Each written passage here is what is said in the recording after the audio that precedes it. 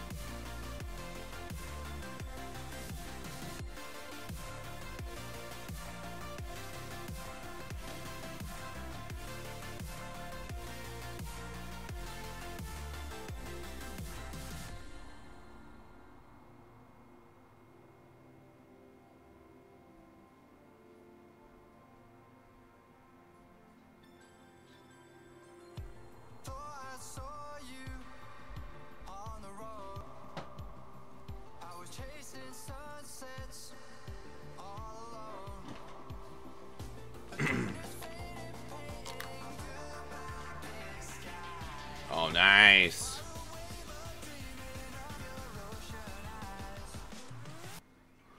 Oh, didn't get the best smash there in 1 second. The best drop.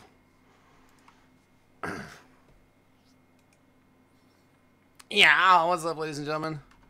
Looks like our draft actually just finished. So, we showed up just in time. Just in time. Apologies for that.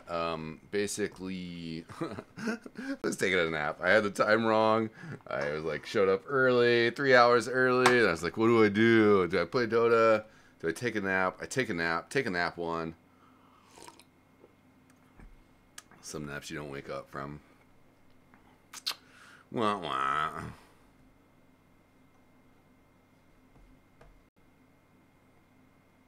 Okay, loading in though, and I think we just a little chunky there on the load in. Oh, excuse me, let me.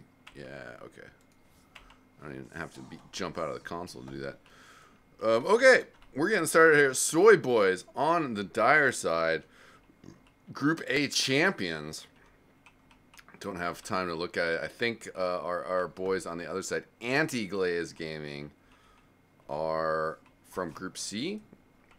And for Anti-Glazed Gaming, Glotch, sponsored by a company. And he's getting body blocked like a boss, though. Oh, look at that. Oh, Nyx in his face. Dazzle gets through. Has Shadow Wave already. So, Soybois, strong start already out of the gates. Michael doing 360s in the mid lane. Whoop, whoop.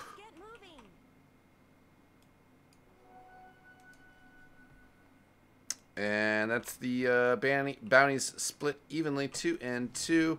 Mr. Brightside on the Disruptor. Shout out to him. He's been streaming the premier level games as a caster, as well as being involved as a player himself. You can see here being involved in the Bronze League.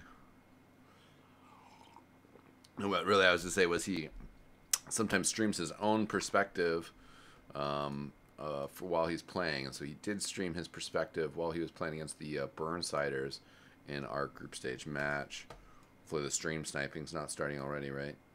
Back off, man. Looks like you guys are streaming, right? No, I'm just kidding. JK. Let's run down the lineup here, though. We got Bray on the Monkey King. That is Bray mid with the Monkey King. And then up top, we're going to have... whoa, we didn't need to do that. We're going to have our Vengeful Spirit, played by Infallible. Rice Boy, Uncaged, is over here on the Tiny. So those are actually, you know, carry Venge items. So we'll be seeing carry Venge from Glazed Gaming. And then Dazzle making his way back to work with Cole here on bottom. So please give us a holler in chat as we got people dropping in here. This is the NADCL Bronze Division Playoffs. Best of 3 series just getting started here. Group A champions. I had it pulled up versus Group D champions, actually.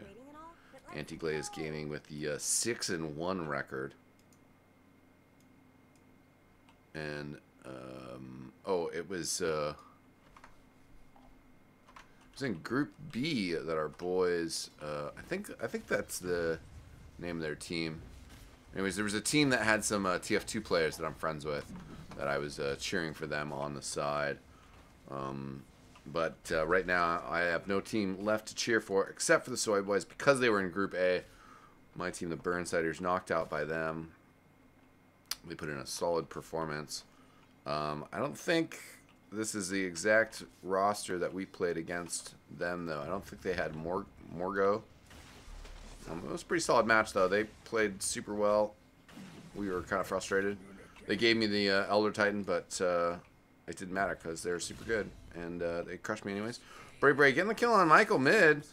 Oh, that's a one-on-one kill. That's a pretty good pickup for them. Brightside did get the kill on Dazzle. Still waking up. And top lane going all right. Sand King is in a pretty strong place right now. We had a game where he was really obnoxious. We, you know, kind of won the game anyways. D-Ward happening down there. Dazzle feeling it out based off of his second death. Trying to, again, do some messing around over here. But Morgo rotating in. That's kind of throwing off the balance of this lane over here. It's Troll Warrior having a Warlord having a troublesome time down in this bottom lane. PA jumping in and Morgo getting the credit for the kill there, but just PA having a happy dandy time. Dazzle's like, I'm relevant. Logical is acute. I like that banner though. At least they got it done right correctly. Soybois did not figure out how to make the banner right. But there's his cute too. Sorry about that.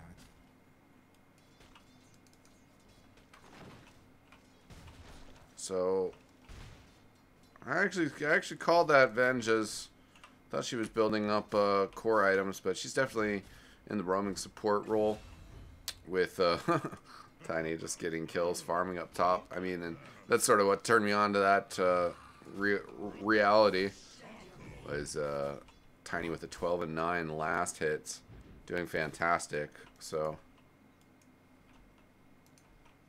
Soybois, we'll see if they rotate anybody to deal with that. If Tokamak already got solo killed, pretty likely he could get solo killed again. PA does chip away to Mr. Brightside as he rotates back closer over. And no glimpse, just Thunderstrike. Mr. Brightside still just level 1. So is Morgo. Supports on the other side, both level 2. And Centaur doesn't get the stun on the Vengeful Spirit, but Vengeful Spirit taking a lot of damage here as the PA does jump over. They get the kill there. At the same time, Bray with his second kill of mid lane. So the Monkey King getting some momentum and gonna throw out the tip. He's not a soy boy. He's a salty boy. Cole goes down again. And Vengeful Spirit trying to find him. I'm not going to have the magic missile for a couple seconds. And Skip just jumps forward. Says, you know what? I'm just going to kill that Vengeful Spirit again. Vengeful Spirit out of range. Out of range. No. I mean, it is only 100 damage right now. It would not have killed the PA alone. And does manage to get a kill on Morgul as well as sneak away with it. The Observer Ward still does provide some nice vision over here for the Dire. You're going to see all of this going down. They're going to back up accordingly. But Troll Warrior wants him.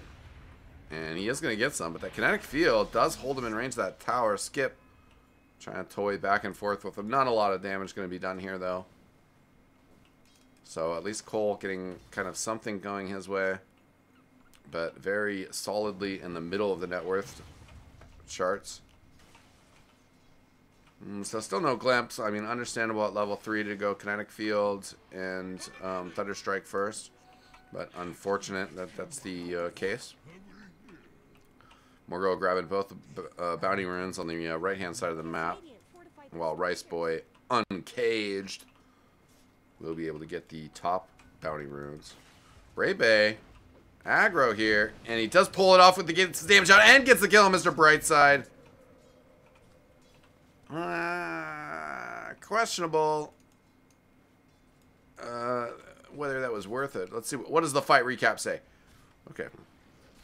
I mean, he gets a free ride back and forth, but it's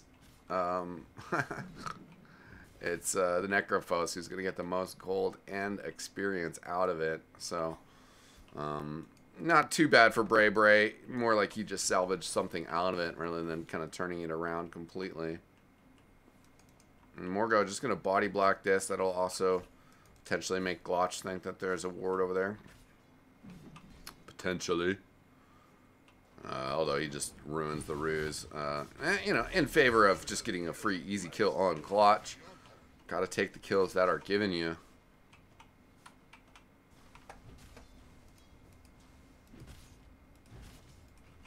Thanks for joining us, ladies and gentlemen, for this NADCL playoff match, Bronze League.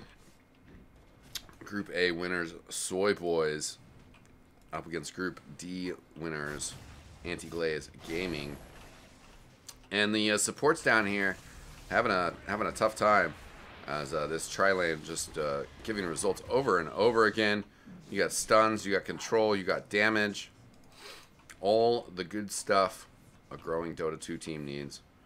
In a little bit of trouble here, though, as they're going to have to end up rotating all the way towards over towards Shrine side.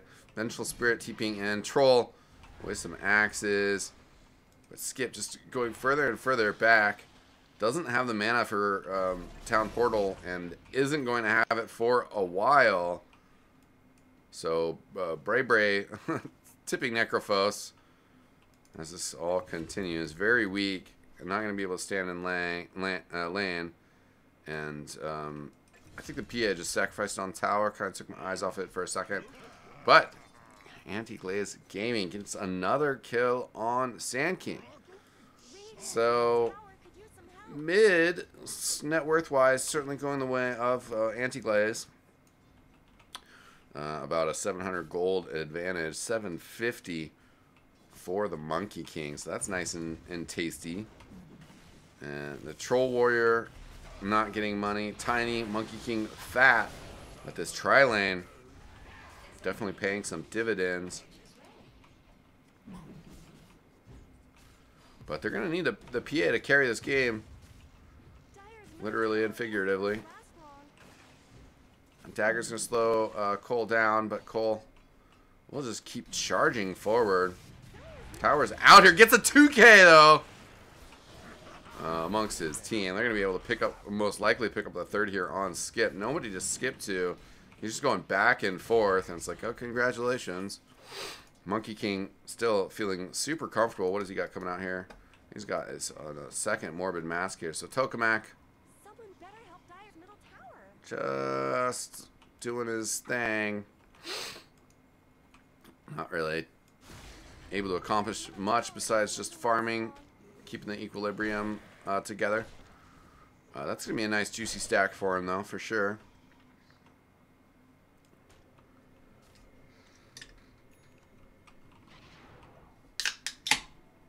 And things certainly progressing pretty interestingly in this game. I like the Soybois draft.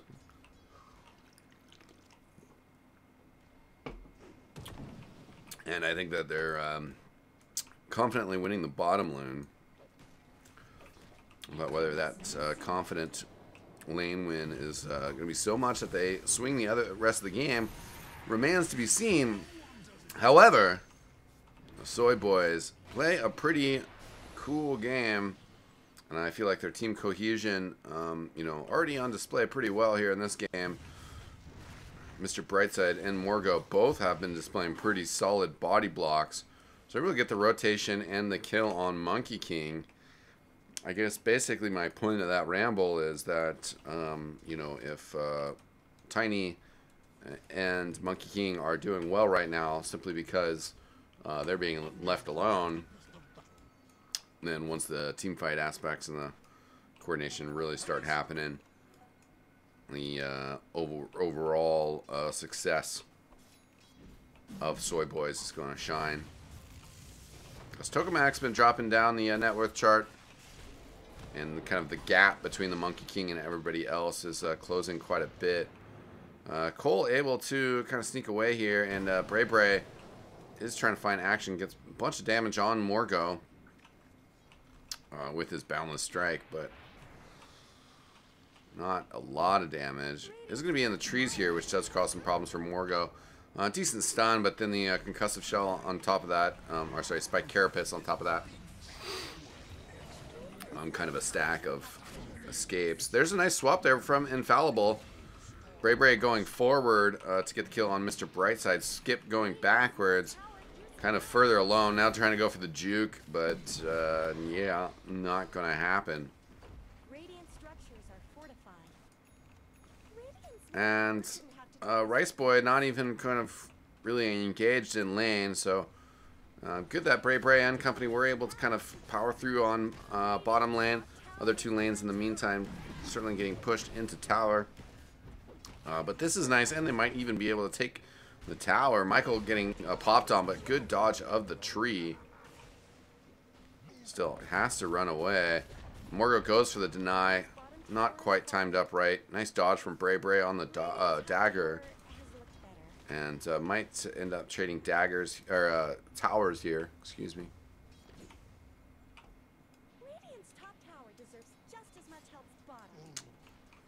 Radiant certainly abandoning it, but it's just taking a little bit of time for the Sand King to actually get that tower kill. Phase Boots and a Clarity coming out for our troll.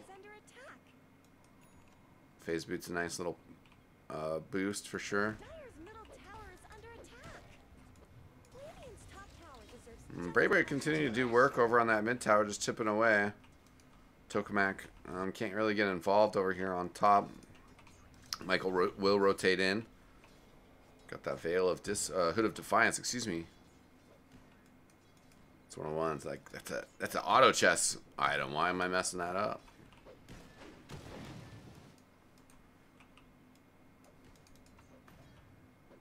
And this vision pinged out from Morgo. They know Bray Bray is here. He's going to walk up with the Vendetta. And Vengeful Spirit's here as well. Oh, gets the Vendetta strike, but Monkey King was already jumping up. Bray Bray, I feel better already.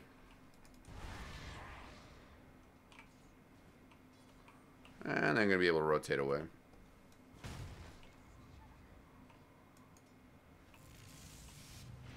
And the Kinetic Field going down.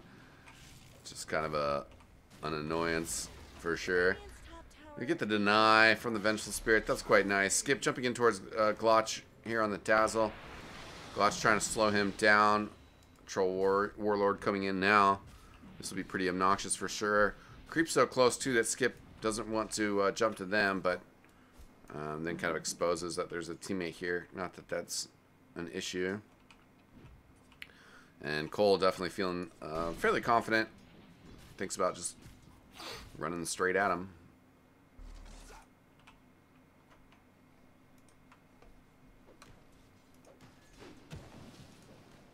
Oh my god, why? I'm sorry, guys. All I wanted to do was adjust the webcam and to do it real quick like. Didn't happen. Anyways, Tokamak TPing back to tower, so that top tower still has yet to go down. 1 for 1 on the towers. This tower almost full health.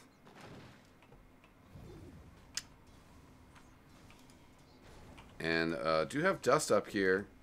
That's what I was just trying to check real quick on the Vengeful Spirit. The Tiny had it. Nice timing on that.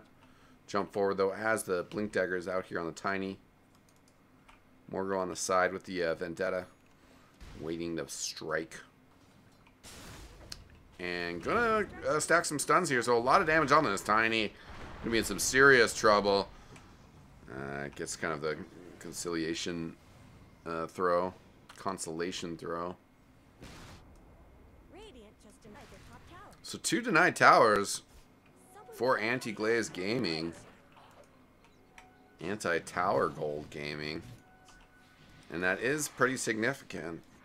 Only 6 outer towers and a third of that money not going to the Radiant. Braebury gets that Echo Saber. First big item after kind of his intro items. Vanguard on the Sand King. Vela Discord, or sorry, Vladimir's offering coming out for the PA. And Mr. Brightside going down to Rice Boy. So Tiny able to get the solo pickoffs, especially with that Blink Dagger. He's building it towards Echo Saber as well. A little bit further off from it than the Monkey King is. And damage coming in on the Troll Warlord here. The scythe coming in and does get the kill.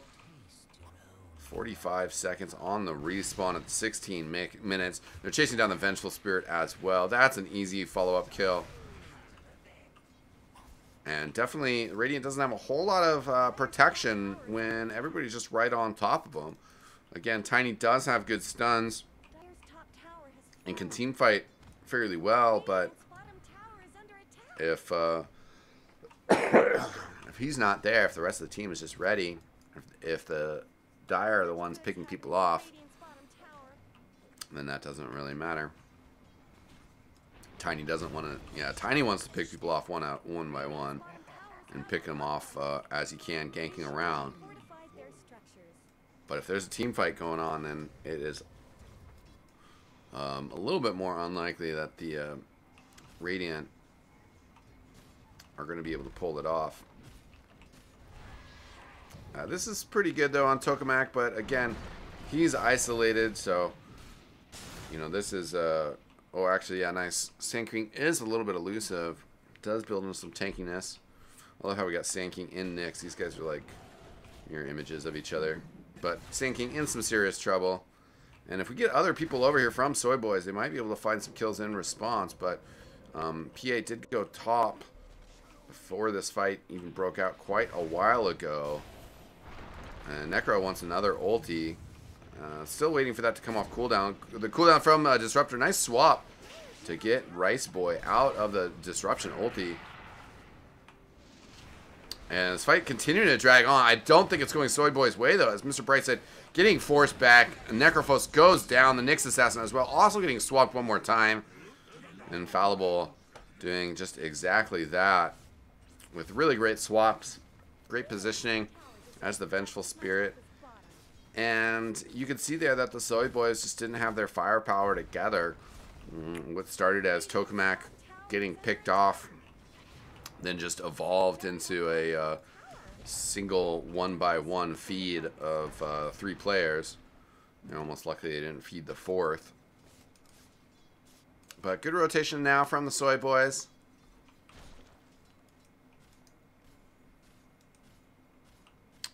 And Echo Saber coming out for Tiny.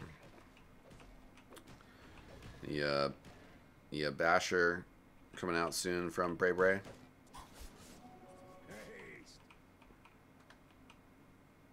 also drawn a nice circle saying, Probably guys over there.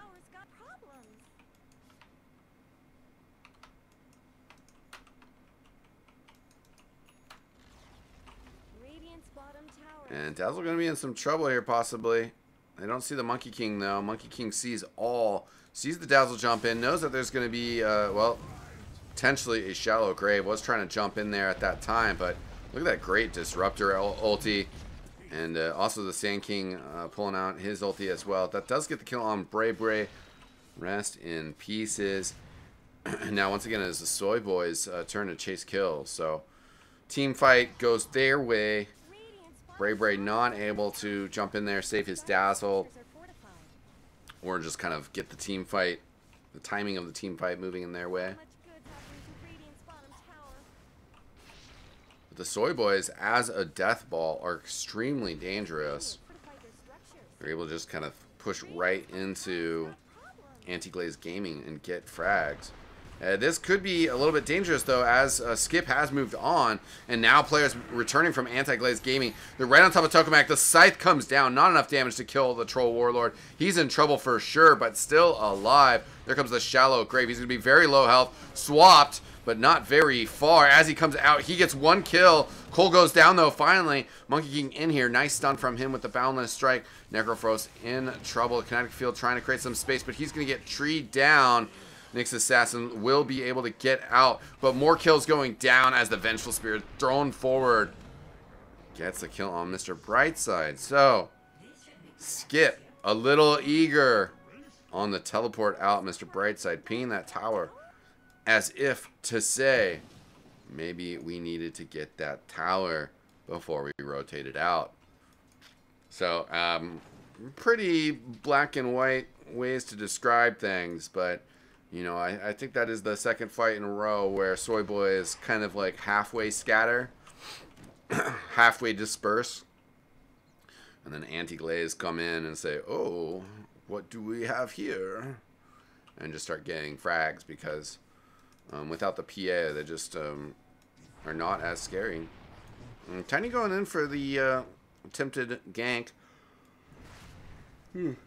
Not going to be able to do so. Bray Bray coming down off the trees. Wants to fight here. Nyx Assassin here as well. Going to come out of the Vendetta and gets the interrupt on Monkey King trying to get his ulti out. Not going to happen. Bray Bray rip. Even I want to tip him for that one. You're just throwing all those tips out earlier, man. You got to tip somebody back. If they've been tipping and then they die. Rice Boy, if he gets things off cooldown, yeah, could probably do something here, but Skip does have a decent amount of regen here, particularly as he continues to do some damage with that Flads. Yeah, okay, I was going to say, Disruptor wants a catch of Dazzle. Does get the Kinetic Field and the Static Storm with the Sand King. That's an easy pickup. Rice Boy also went down up top, though, so basically two ganks going at the same time. The tiny Rice Boy had been doing such a great job ganking, but, you know, when you're getting the one jumped on. And good glimpse here into the Kinetic Field.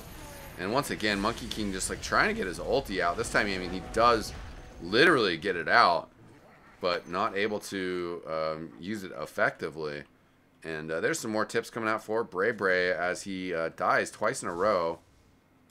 And his hot start has disappeared. Bray Bray, rip. Pay your respects to his net worth. Now in the middle of the field, our PA has taken over at top. Cole, second place. Necrofrost third. Tiny fourth. We are going to have a Roche attempt by PA. And our Radiant team, Anti-Glazed Gaming, not in a good position to try to contest this. Mad pings going out. And they realize it's happening now. But again, they're going to be too late here. Oh, that crucial bash as Cole walks in. But just a little too late to interfere with the process. Cole now has to bang his way out to freedom and some health. As Rice Boy throwing down some attacks over here. Skip has gotten a kill on the Dazzle Glotch. Cole getting sent back. Skip going to be in a little bit of trouble. That's just going to be the Aegis. As he comes back up, though, you know, it's like they still got the kill on Rice Boy, and they still, the Dazzle also goes down. Oh no, and Cole trying to TP away. And the Soybois responding strong. The Roche fight was close. Was a nail biter with Cole walking in there, catching him red-handed, but it didn't really matter. They just did it anyways. They were like, "Yo, what are you gonna do, man? Can't stop me."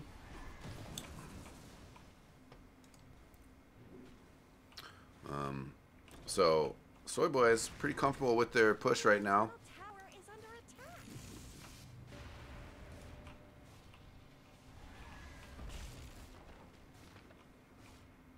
Bray on the tree. Morgo knows he's there.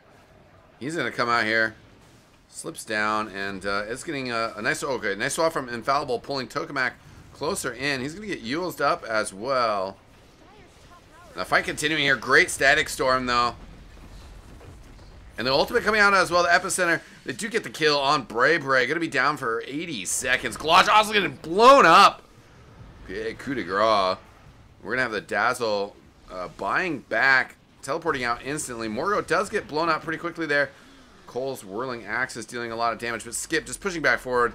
He's like, yo, I see you, Glotch. I remember what happened last time, and we're just gonna play that back one more time.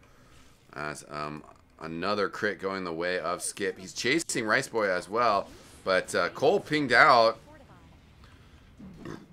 Able to get the jump on him. And he really wants this kill. He's going to be a little bit careful here. Thrown up in the air, Skip. Okay, it does dodge over to Mr. Brightside, and they've gotten the middle tower. And it's 3-on-3 numbers-wise. Soybois maybe a little tentative at the moment. That was a good fight from him.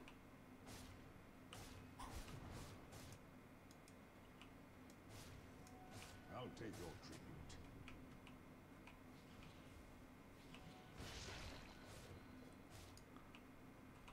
tribute. Okay, so after that successful push and the rush going down, things kind of resetting just a little bit.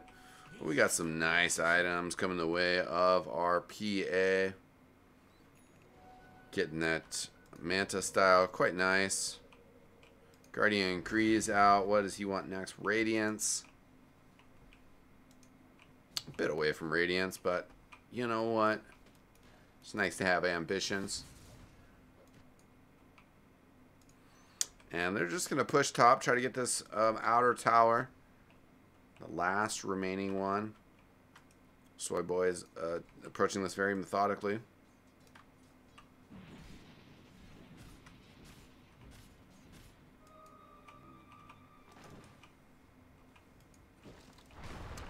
Wave pushing pretty good here. He's flexing. Glotch getting blown up as well. Let me just turn off Steam messages real quick just in case. I forgot. Last time I streamed I did that.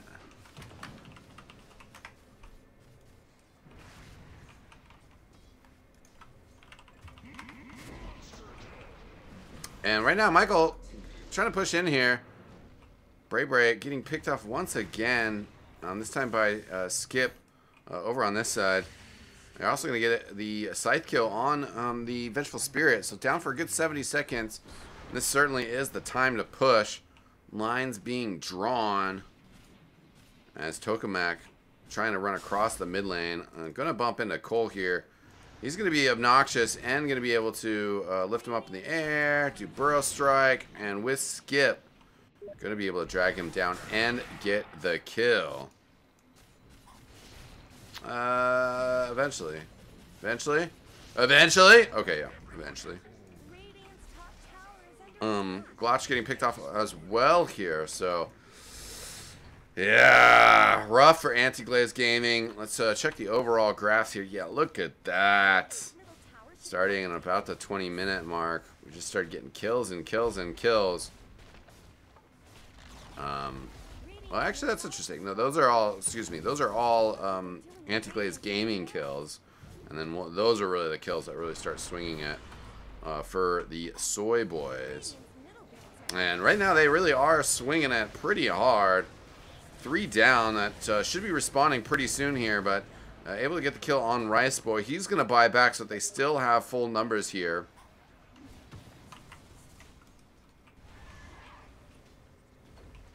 And they are going to lose both barracks.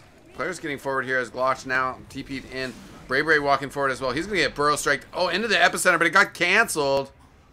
No epicenter. Cooldown ruins. Venge trying to push through. Nice swap from the Venge onto the Necrophos, but one of those swaps that I think it actually worked out against them because Michael's just a big target that can't be brought down easily, and the Vengeful Spirit died all the way on the other side of the fight. There's daggers. Cole not taking that dagger effect, but getting Burrow Strike and goes down. Desperation plays from Glazed Gaming. But GG's going to get called from Bray. Well played, thrown out.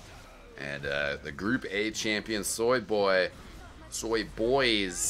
persevering in Game 1.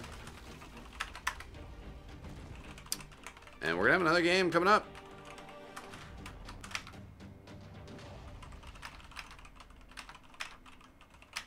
Let's take a look at some stats real quick. And then I'm just going to pop us to a holding screen. We'll wait for the draft to get started for the second game. And then we'll be back with our second games of this best of 3. Anti-Glazed Gaming versus Soybois. Solid draft from Soybois. They really had some good drafts against us, the Burnsiders, when we played them earlier in Group A. One of the teams that we lost to. I think they demonstrated again that they're pretty skilled at Dota. You know, fairly minimal deaths, rotating team fights, just very strong play from them. Taking the win. We'll see if they can take another one or if this will end up going to a third game. So hang tight, ladies and gentlemen. Thanks for tuning in for first game. Soybois with a strong performance. And we will be back with our second game. Stay tuned.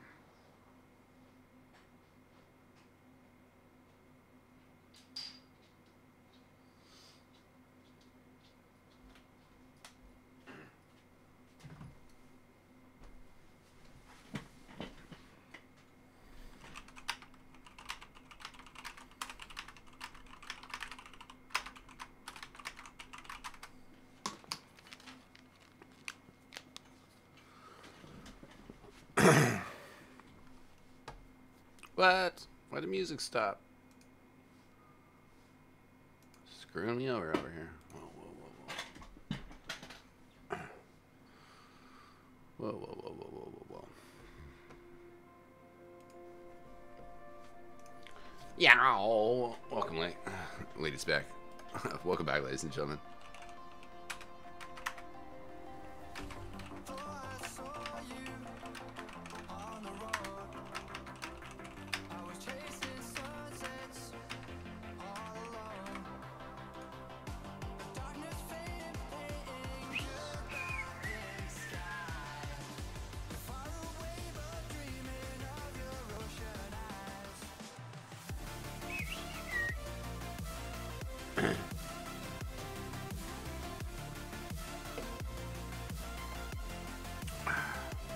Oh yeah, it's Minesweeper time. Thanks for joining us, ladies and gentlemen. Game 2 on the way. Around these parts, we like to play some Minesweeper. 1 second.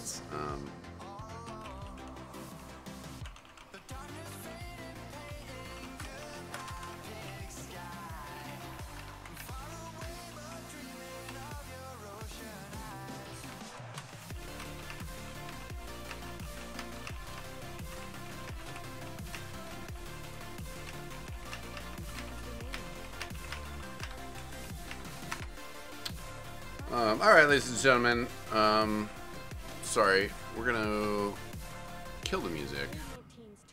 We're gonna adjust the size of the Minesweeper so that you guys can see past the Minesweeper, and then we're just gonna play some Minesweeper.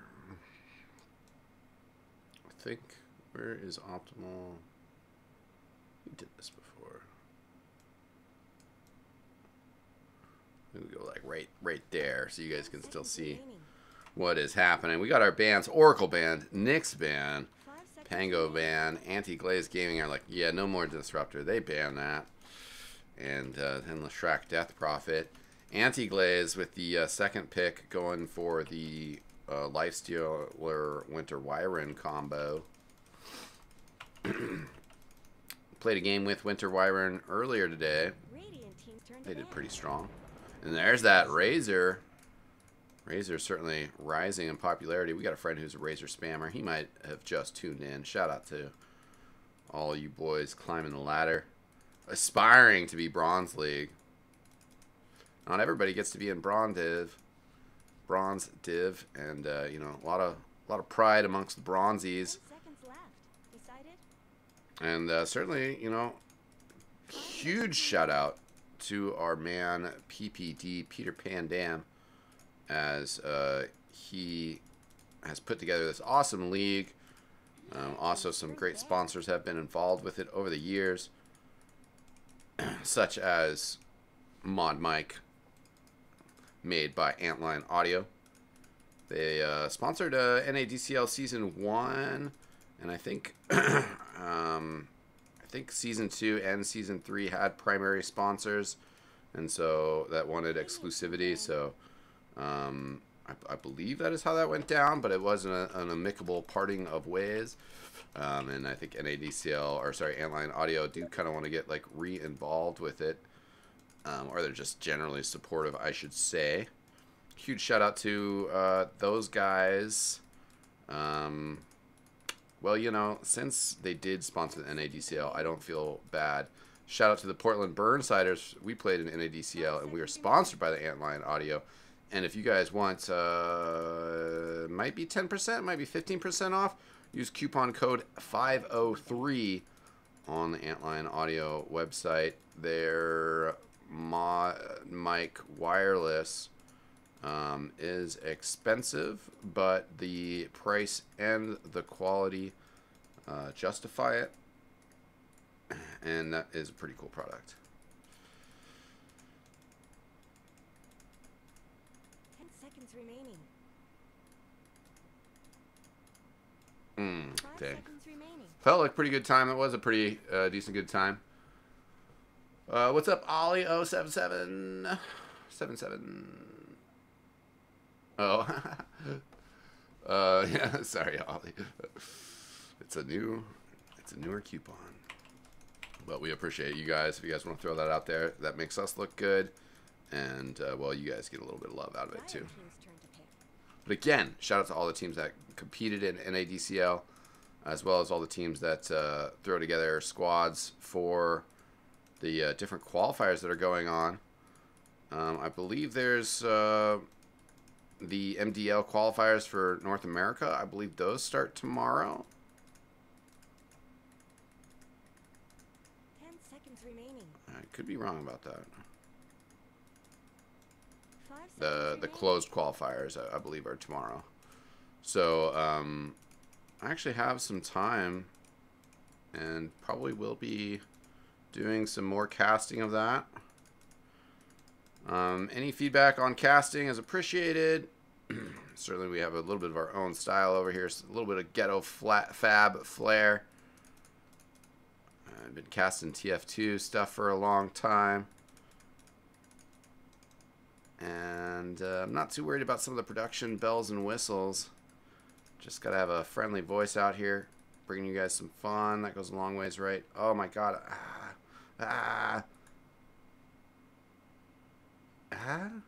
Yeah. Ah, dang it. So I think I correctly solved that.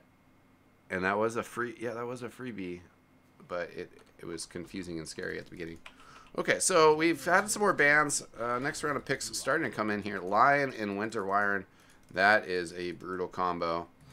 So nice support base picked up here for Anti-Glazed Gaming. And we get the Shadow Demon out for Soybois. And certainly Soybois could be going pause for Tiny.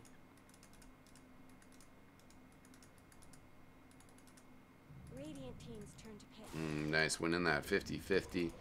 And then an Enigma coming down over on the Anti-Glazers side.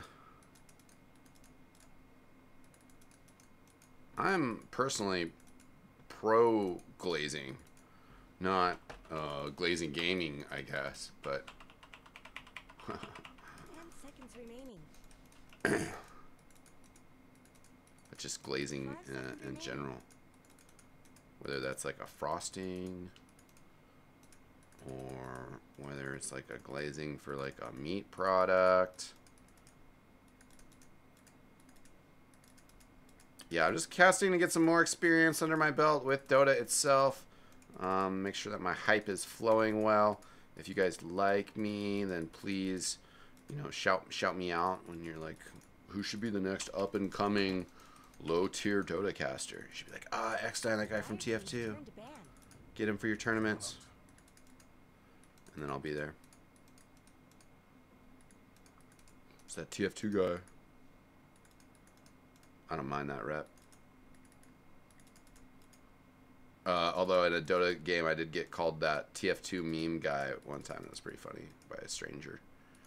He's like, are you that TF2 meme guy? I was like, yeah? Question mark? 5 seconds left. Don't There's actually a lot of TF2 meme people, right? Like Uncle Dan, Stabby Stabby. I mean, I don't know, Lazy Purple or whatever. Like, who are you really referring to? Radiant team's turn to ban. Okay.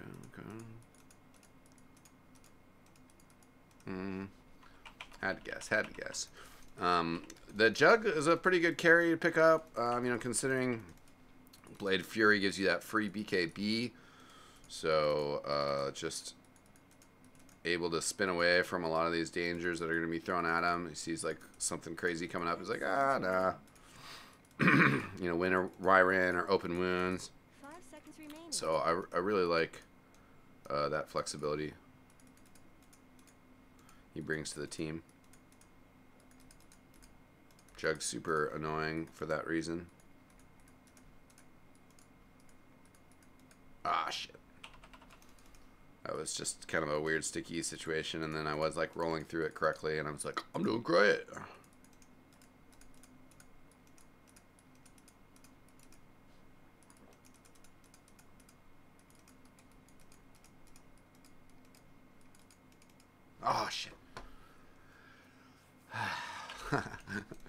I wouldn't mind being an artifact guy.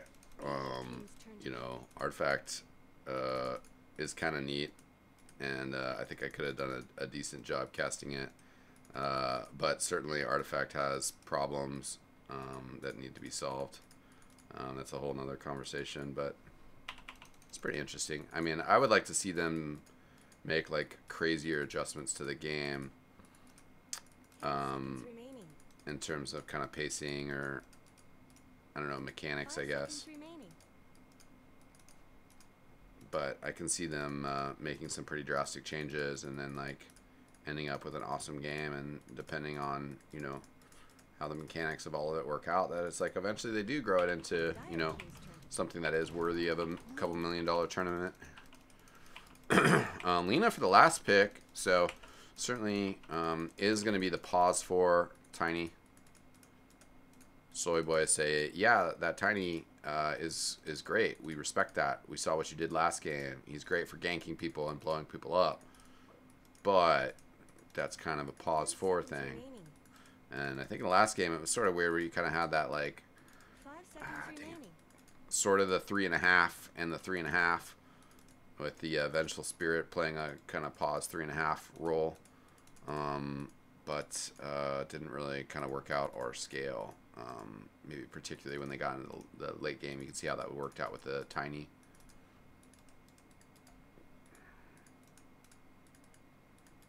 If he was the pause 4 and there was somebody else that was like a little bit more of a banger on that team, then perhaps in the last game they could have done a better job in the later game team fights.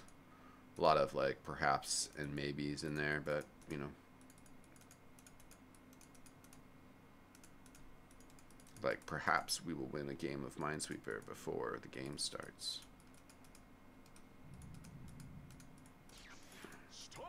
Choose your hero. Okay. Up against shit. Exactly where it could not have been. Fuck. Okay, so Brave picking up the Storm Spirit to finish things off. And I like that. It seems like Anti-Glazed Gaming have got a lot more control this game. But again, the Soybois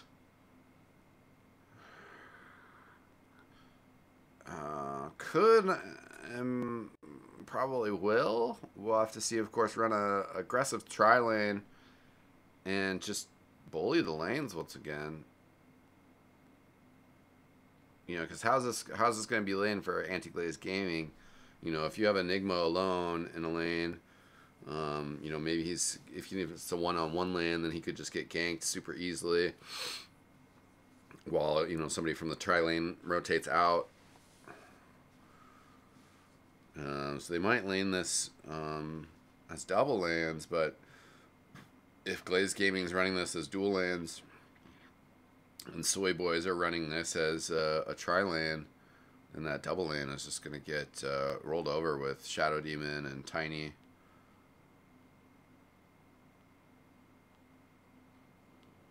Interesting.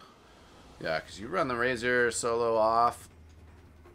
And, I mean, Tokamak is their offlane player. Was on the Sand King last game. Morgo, the pause 4.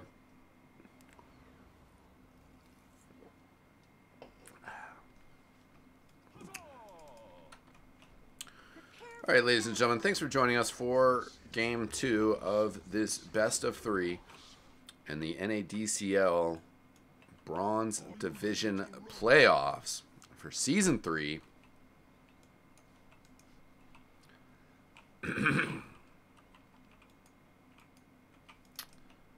Soybois on the Radiant this time. Anti-Glazed Gaming on the Dire. And I guess because of how I'm anticipating the lands, I'm going to go with the Soybois once again. A little bit of a bias from me as well. I mean, I want them to win, so that's probably swinging my decision-making a little bit in these regards. 30 seconds of battle.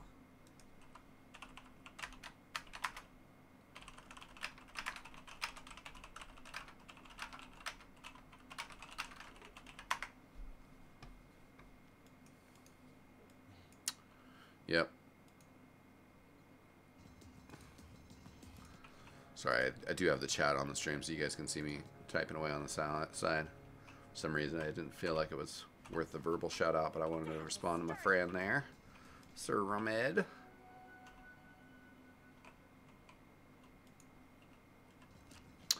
Alright, so runes going off without too much of an incident, but we did get 3 runes going the way of the Soybois. And for the moment, they're actually just going to dual lane this. Whether it's their ideal circumstances or just how they've set up. And Enigma starting top, which kind of does, I don't know, at times I've heard discussion of, you know, is the safe lane the new off lane, but certainly the proximity to the camps over here is going to be nice for Enigma. Wow, Infallible in some trouble already. The static link going out. Steals a bit of damage here. Infallible has a salve, a couple tangos. Morgo just being real aggro with this Enigma. And Tokamak just zapping away. So that lane's already going pretty nice for him. Mr. Brightside's disruption will be pretty annoying with the lifestealer. We'll see what happens with the rotations as these lanes go on. Michael on the Lina hits level 2 as the lane comes under the tower. Fallible having an Earth Spike. And Tokamak then get thrown forward by Morgo. Static Link as well. Lion's going to be in trouble. The salve comes out. Oh, no. It doesn't go for that last hit. Could not dive that far. But this is still not good. Categorically, not good for Anti-Glazed Gaming. Have to be a little bit careful here. And actually, first blood going to go to Cole. Skip going to be in some trouble here on the Juggernaut. He's used everything. And it's going to be a 2K for Glazed Gaming. Glotch and Cole just barely eking that out. At least thus far, having a little bit more success with the... excuse me, a little bit more success on the Lifestealer than the Troll Warlord. I'd say both of those heroes, you know, toe the line pretty early on in the game of like, oh, can you kill me or am I just going to kill you? And we had Infallible going down here, so Anti-Glazed Gaming top lane having some troubles. They are able to now throw that back at Tokamak, and Riceboy also salving up Morgo. Poor melee character, even though he sees him, can't get a hit on him. So salve has been burned. Infallible just having a few tangos left here to share with his boy. And no more heals down here besides the Cold Embrace itself. So that'll be used to keep him healthy for sure. As appropriate.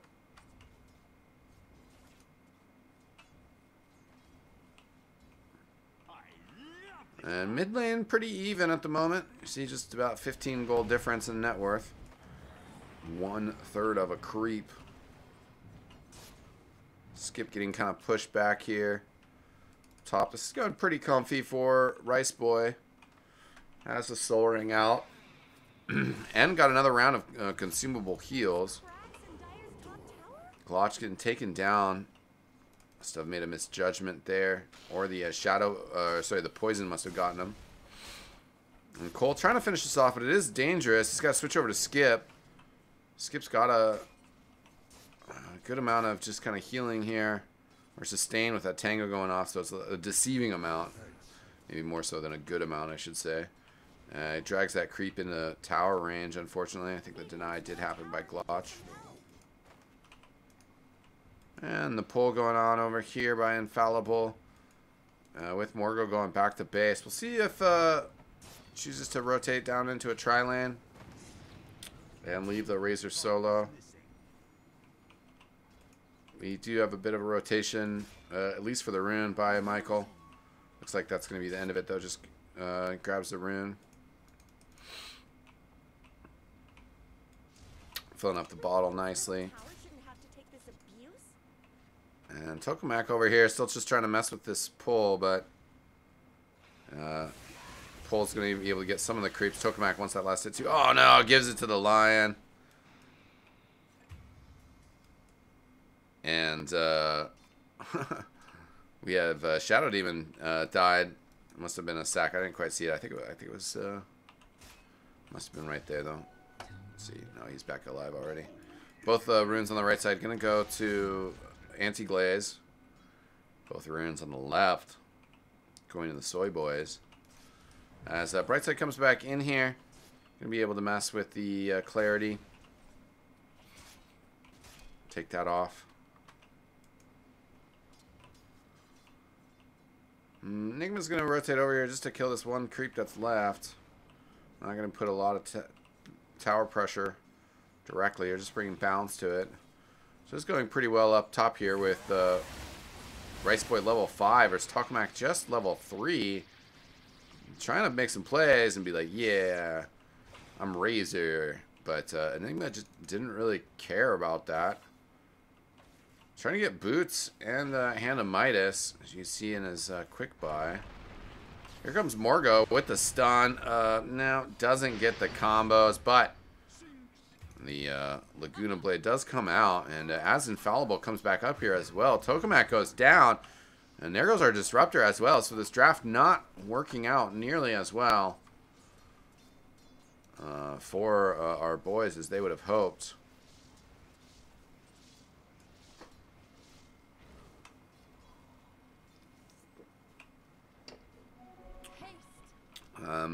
Side pull kind of happening here, just where the creep's at. As Skip rolling back over, and Tokamak as he came back up here, but had to dive tower and goes down. But getting the kill on Riceboy, fairly nice. Riceboy bought out his gloves of haste at least before then. Yeah, Tokamak going down again. Bray no mana to go anywhere. He goes down again. So Bray not having the most success, but other than that, it's going pretty well for the Glazed gamers, the anti-Glazed gamers, excuse me. And Razor's building up to that drums first.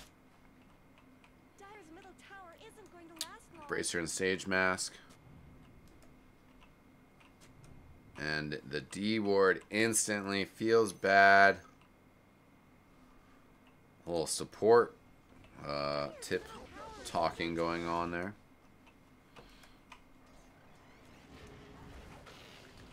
Excuse me, I got like a sneeze coming up. The Omni Slash. Nobody around. Cole. Oh, okay, bounces over. Good job with the Cold Embrace as well. But as Cole comes out of it, Storm Spirit jumping in. Oh, gets the kill on Skip. And then jumping out. Cole very low, 30 health. But surviving. Disruption comes in. Oh, there we go. Lifestealer finally taking out. He's trying to come back in and open wounds. Get some health. Get a kill. A Cole taken out. Not a lot of gold kicked over for it. You see that it does go better for the anti-Glazed gamers. And Infallible trying to get a rotation here. Infallible not level 6. Somewhat close. Just towing the line with this Invis rune. And wants somebody to come over here. But Michael is going to fall back a bit. Morgo over here. Not going to be able to make anything happen, though. Just going to have to be patient with it. Cole checking the camp. Riceboy, there's that Midas. 9 minutes. Needs to find a creep. Just go use your Midas. There we go. Nice. Midas pinged out as well, I believe. Either that or he was just saying, let's get over there. They're, of course, going to be able to see that he has it. Ooh, barely walks away from the static field. Oh, wants to turn around. The disruption's there. Tokamak's still in some trouble, though. The black hole throw down for the kill. And then Riceboy cleaned up afterwards, and that's a big 566 gold going to the Shadow Demon. So, I mean, that's a nice boost towards his Arcane Boots. That's where he's heading. Just 2 more last hits, and then he could have those. And Tranquils on the Razor. Morgo Getting open wounds under the tower. Goes for the TP out. And we have a Razor TPing in. So the Earth Spike stacks. He's trying to chase down Infallible. The creep in the way kind of are going to be a problem here. Infallible does have a finger. And the Earth Spike. He's going to turn around. And he says, oh, yeah. Oh, sort of miscalculated it. Unfortunate. Just a little shy. I guess it does count. I'm not sure entirely the window there. I don't think he's gotten a kill with it yet. Must have been his first one. And Cole maybe... Okay, no, he's Lifestealer, so he's like... Laters. Okay, Omni Slash. Well, into Infest. And then out. So he's like, okay, yeah. See ya, dog. Anti-Glazed Gaming. Nice play on the carry by Cole there. Turning around, using the wand, saying, okay, yeah, I do want to fight you. And Earth Spike from Infallible. They're going to be able to get the kill. Skip turning around here. Morgo coming in as well. Maybe we'll see a throw and an avalanche here. There's the throw. Over towards Cole. Nice Blade Fury. As long as... Oh, no, he doesn't stay connected. Okay, he is able to get it. Avalanche. Ooh, bless me. Ooh. Excuse me. And our Razor's still probably a little bit behind. Enigma in the jungle. Just heading towards Greaves now. He's going to get Greaves and then a Blink Dagger. Story is by Q is telling us. Tokamak able to pick up some levels. Oh, Bray Bray, watch out. Morgo coming in, creeping. And we're going to have Shrine use top. Cole's up there as well. And Glotch gets that Sentry D ward.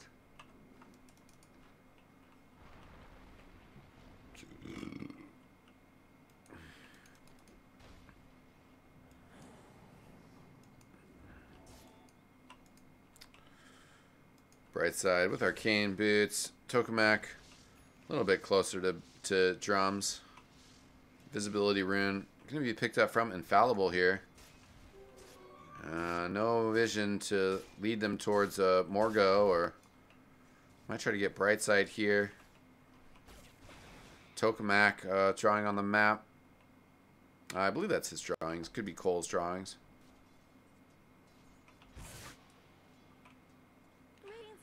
We're still looking for Brightside here.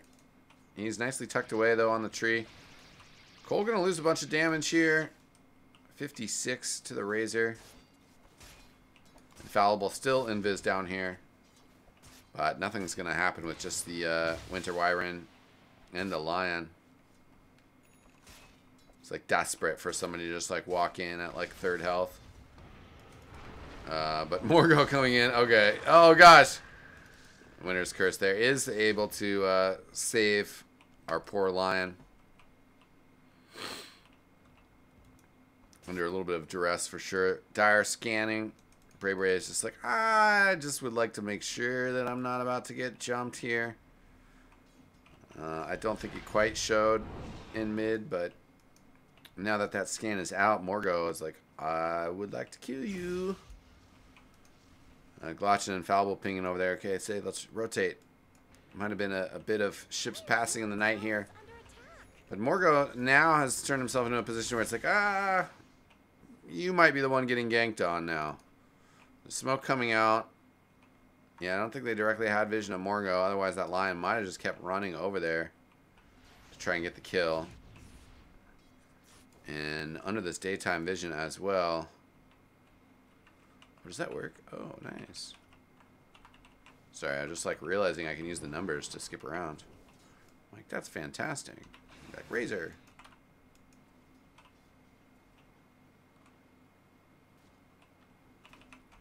Right, isn't that cool? Takes me a second though to remember what everybody is.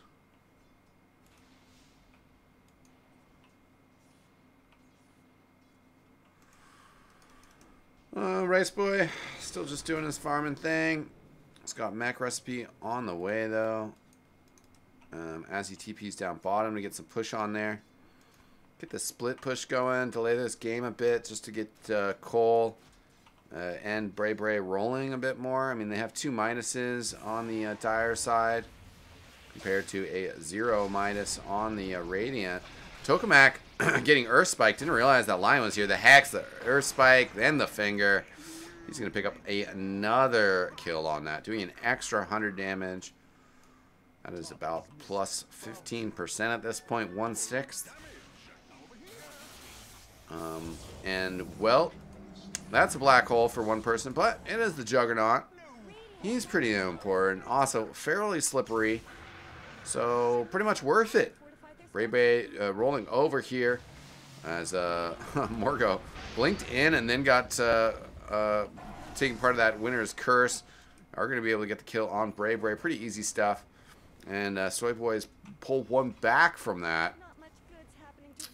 Yeah, I just figured that out, Oli, too, while I was talking that it was from the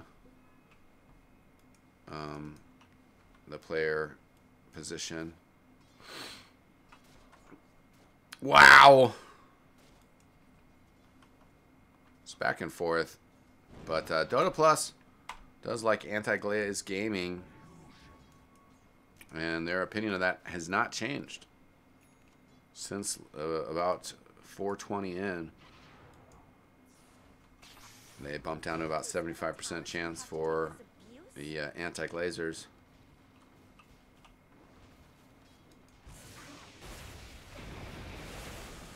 Rice Boy gonna be in some trouble here. Ping's coming out. I don't know who's gonna be able to get here for the Rice Boys. Okay, Bray Bray in here on the fight. Gets the fast kill.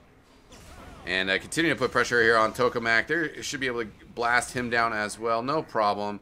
So they do lose Rice Boy towards to Morgo. But able to get some fat kills. They also, Cole got a kill on Michael in the meantime. It was like, there was like one too many, what you might call it, kill things on the tab there. 9. Okay. That's where Skip got the kill online under tower. So a bit of a misplay there, but otherwise, basically this has been a really solid game from Anti-Glazed Gaming.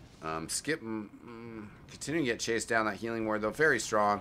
Shadow Demon going to be able to come in as well with the disruption, and they want to turn it around. They have to be a little bit careful as Rice Boy up top, above them.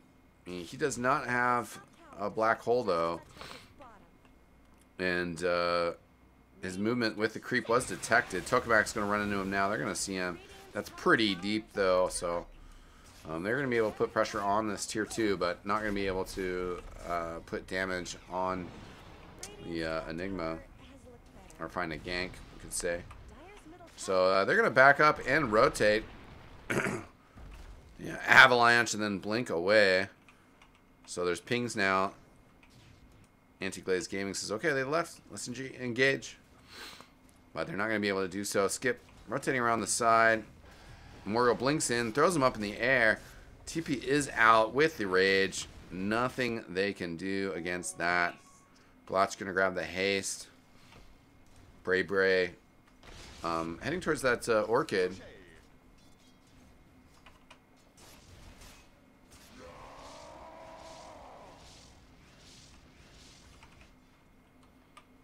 Heading to that Orchid, but a bit away from it. And the Greaves recipe next up for Rice Boy. He's got a Midas right around the corner. I think he's going to kill all those creeps. Oh, keep one alive so you can Midas it. Keep one alive so you can Midas it. Oh, no, he didn't. So, Midas downtime commencing. There we go. No big deal. No big deal. And Bray Bray was getting aggressed on a little bit. We have 3 TPs bottom. Skip the first one and comes out with the Blade Fury right away. Oh, somebody go for the deny.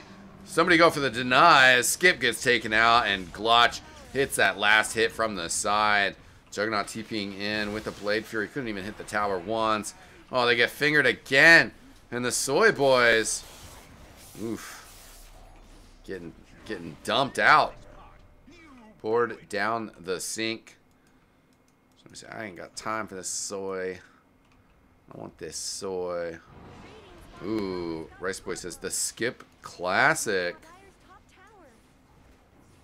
So these teams getting a little friendly with each other. Michael can't hit the LSA. And Cole with the open wounds right on top of him. Oh gosh, then we have the blink in from Lion. And then an Earth Spike. And there's gonna be no finger coming. But there are gonna be another dodge of the Light Strike. Michael, kind of speedy. But eventually gonna run into the Lion again. There he goes, taken out. Bounties up. And Bray Bray getting the bottom bounties. While Gloss should be able to pick up the top two. So yeah, net worth and everything going a lot more in favor of anti-glazed gaming. And with the 2 minuses as well, I mean, they're just going to be able to kind of steamroll this further and further. You know, also you consider the lineup, you know, Jug is a great late game hero, but you kind of want him to be ahead of the other team and then use his gold and his capabilities to maintain that position being ahead. And I sort of would say the same of both Razor and Lena, that they kind of perform a little bit better when they're in the lead and you can kind of try to stay in the lead with them. And I mean, of course, as the laning phase goes on and you get into team fights, it's different scenarios. But right now, Glotch, great control. They're going to be able to hold the Soybois. And then the 2-man Earth Spike. Morgo in some trouble. Midnight Pulse sucking away people's health. Michael did get a kill on Cole in there. And does tip him for him. I mean, that happened over there while we're in the middle of this team fight. Infallible gets a 2-man Earth Spike again. And Mr. Brightside going to go down here. Tokamak does get away. So not quite a case of Michael being like tipping the lifesteal or being like, haha, I got a single kill, and then losing the whole rest of his team. Michael might get tipped. I'm sensing a tip come up though. I'm sensing a tip. Where is it? There it is. Bray Bray with the tip on Michael. Give BM tips, get BM tipped. But Rice Boy again bleeding a fat amount of cash.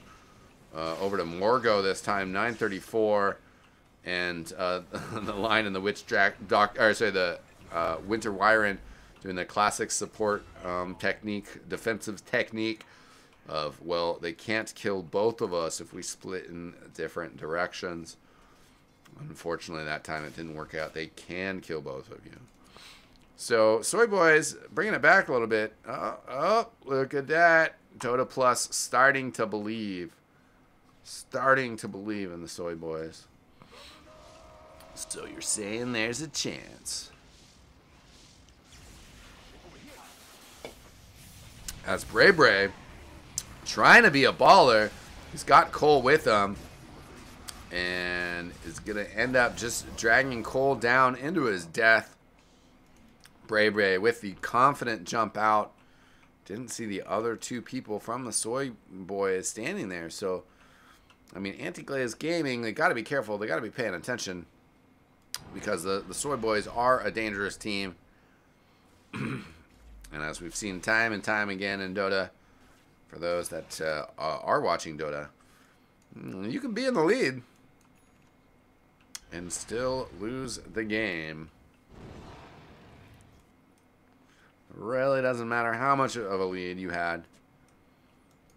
You can still throw it away. But certainly, 2 minuses, as well as, you know, Life Stealer, Storm Spirit, Enigma, and Lion. I mean, those are all heroes that just get stronger with time. I mean, everybody does. But, you know, in particular, Storm Spirit, you know, once he's getting Bloodthorn, PKB, Kaya, you know, and he's got Lifestealer to jump in on him. I mean, then you just jump over here, and then your Lifestealer pops out whenever you want. I mean, that's an easy, straightforward, at least damage on skip. They need to try to get that finish here. Cole does get through, does finally finish him off. We also have the Winter Curse setting people up for the 2-man Black Hole. Lion over here throws out the finger on Morgo. I think more of a like, hey, don't come over here, don't mess with my teammates kind of finger. Michael getting taken down. Bray Bray with the 2K, picking up Brightside as well. Morgo does get the kill on Infallible, Morgo not quite holding to his name there as the only member of his team to go down, but that is still a 4-for-1. Morgo finishing his 4 staff and has the Shadow Amulet for a Shadow Blade. And is just going to stand there invis and hope someone appropriately runs by.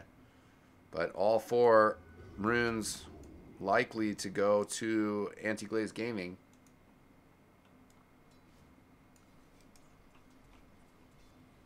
Bray on his way to a Bloodstone. And actually, Morgo makes the trek. And able to get 1 out of 4. So that's something. Also able to get the 4 staff. So he's got that going for him, which is nice. Winter Wyron, just tugging in a rush for a hot second. Cole using that Midas has got that Radiance. That's going to be obnoxious. But not necessarily a complete end of the world game changer. Getting an Aegis, quite nice though. And you can see which one of the two will end up putting it on. Bray seems like a confident player, so it seems also kind of likely that he might be like, I don't need it. I'm not going to die. Morgo coming in and gets the big blow-up kill on Glotch. And Skip says, oh, there's a Roshan in here? But we do have the Infest Bomb coming in from Storm Spirit. Oh, but Bray blown up. Gets the kill on Mr. Brightside. But that is it as Michael introduces him to his Laguna Blade. We also have Infallible going on in Anti-Glazed Gaming. Oh, no. I've given up everybody. And Roshan. Would that be a classic Skip play there? Question mark. Morgo getting tipped and ouch. Soybois represent for Group A. And a super strong team fight there. So strong that while they push Roshan, Morgo is just going to go like, yeah, I want to prime this up for us. Let me just kill some creep in mid and get that push rolling. Get some tower damage. Let's go. Only about 50, but hey, it's a start.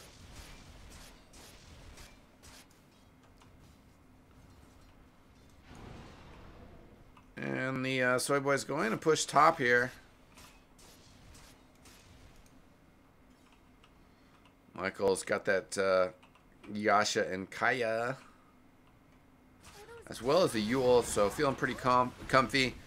Well on the way to a BKB as well, over halfway. Razor's got a mech and is going to build up to the Greaves. Sell those Tranquils later. Gloss trying to get in here. Drops another sentry to check for vision. Is going to run in a skip. 75 gold.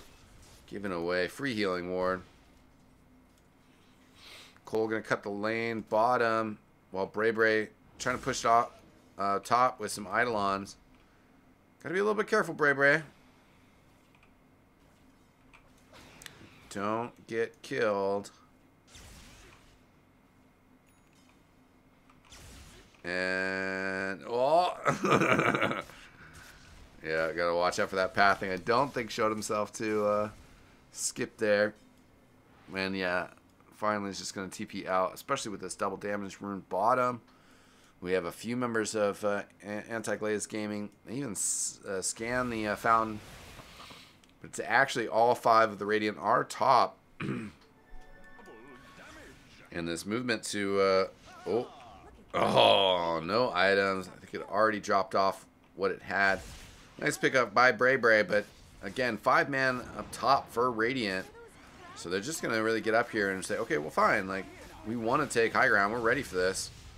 Okay, this is maybe a little bit more questionable from Tokamak. It's going to lead to an awkward engagement somewhere. He's stuck on high ground here. Skip banging away on the tower.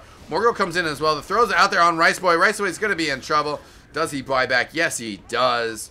Immediately so, as Radiant have 3 players in way too close. Infallible. Oh, the Omni Slash, but nice. The Cold Embrace saving him. So Skip way close towards the, oh, there's the black hole.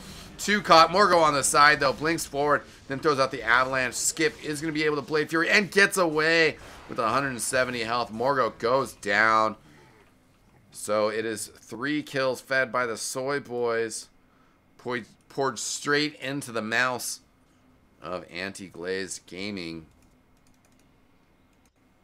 Skip still has the Aegis, but down 3 teammates at the moment.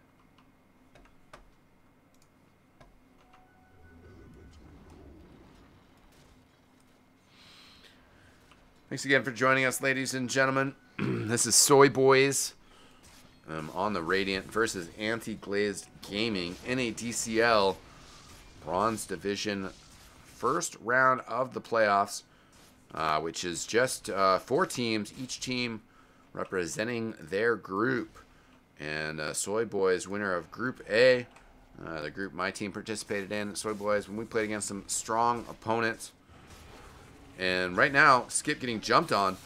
He's got a lot of players on top of him trying to control him. And, well, they're going to burn the Aegis. Players from the Soybois rallying to their man. But Tokamak coming up from behind. Lifestealer's there. There's the winner's curse as well. And I think that's just going to end up being a defensive use to just reset the engagement and say, you know what? We don't really want to fight here. And it works out for the Soybois as they've got to just kind of push, counter push bottom and top real quick. So they're kind of split up, but starting to get together here.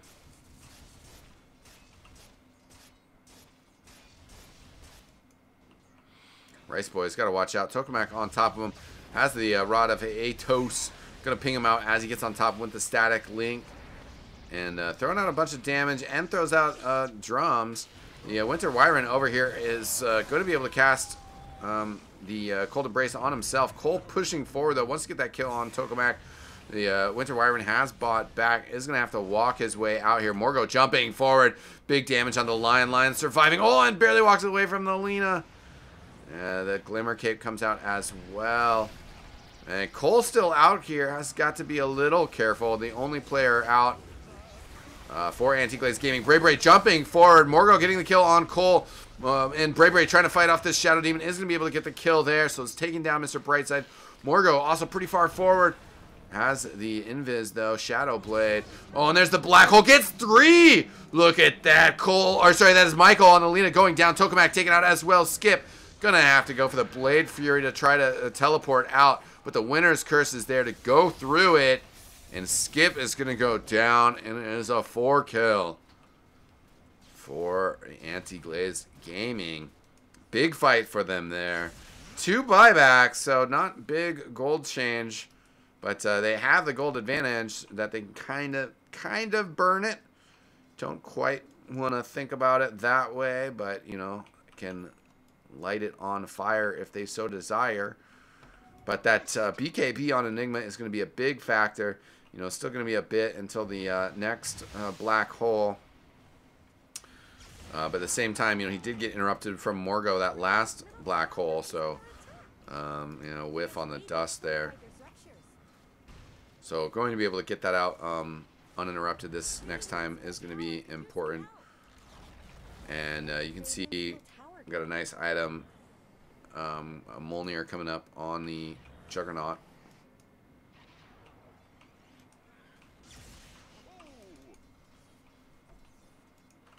And I guess that's a question whether the Golden Experience lead should be different.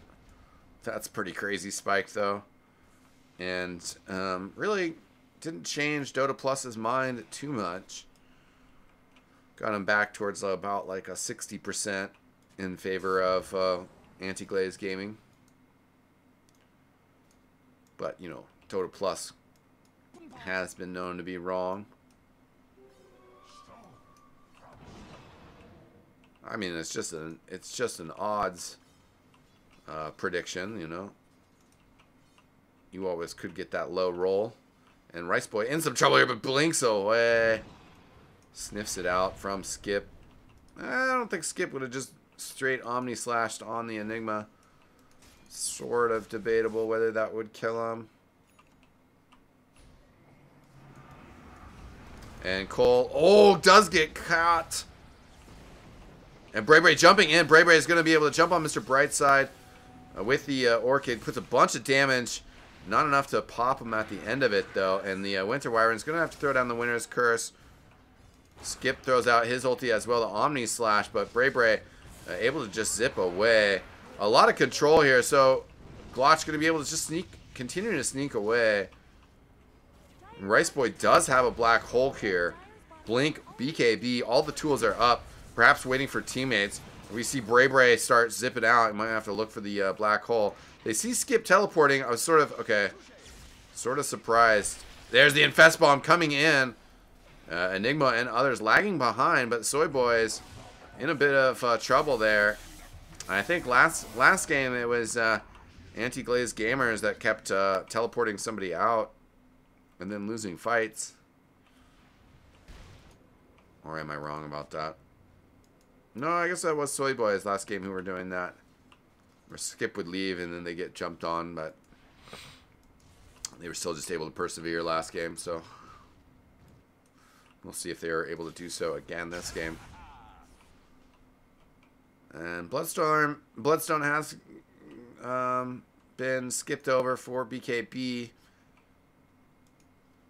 but going to get that eventually. They walk in to check Roshan. And seems a little ambitious to just do it with these players. They have Cole coming over here, but in some ways this just feels like them just like warming it up for the Juggernaut. Juggernaut walks in. And Cole with the Blade Fury. It's going to run off in just a second here. Bray jumping forward. Good Manta dodge there.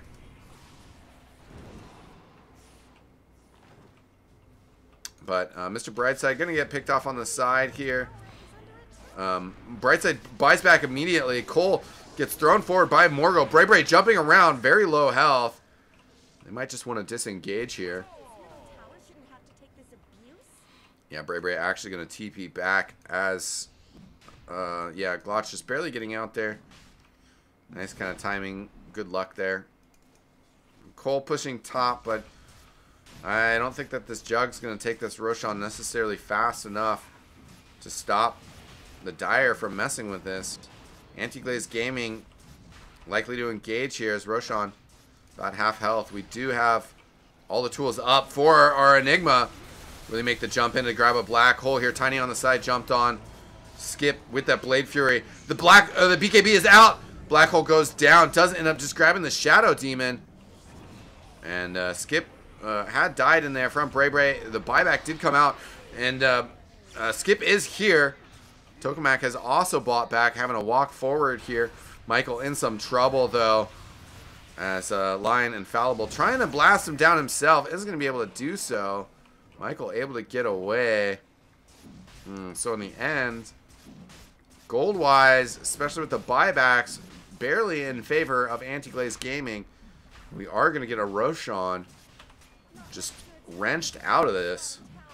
Shout out to Boris Dota joining us. Bronze Gang Renite. Bray, what a play. Zips in, gets the snatch. Oh my god.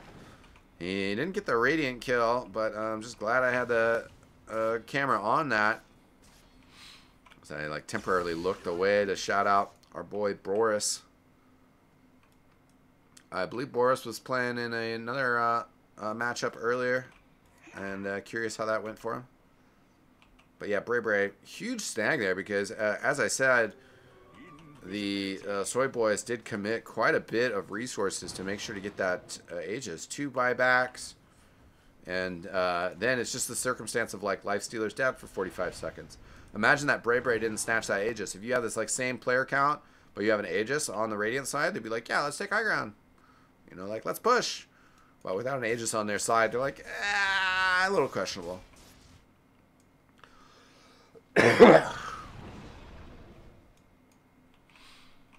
Soybois up 1 game.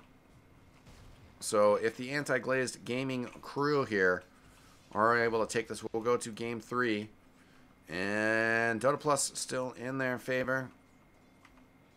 And so are the experience and monetary numbers. But we should have that Basher coming out not too long for Skip. His cooldown's on buyback, or buyback on cooldown for about 5.5 minutes. You can see buybacks kind of split. Yeah, 2 players have it up on Radiant. Dire, 3 players with buyback. But Dire a little bit more pushback in their base right now. Top and bottom pushing pretty healthy though. These Eidolons not quite going to be able to make it up there to make too much of a difference. Rice Boy is okay. I take it back. He got some fresh Eidolons. Rice Boy able to get both the runes on the top side as well. However, they do lose both of the runes on the bottom. Another wave of Eidolons. Oh, and the Radiance Courier taken out by Bray Bray. All over the place.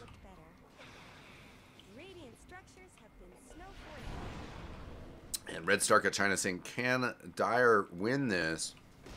I believe. I mean, they have the lead. Dota Plus believes in them. And, I mean, you know, I think their high ground defense is strong, but it's not infallible. To use a player name from the other side.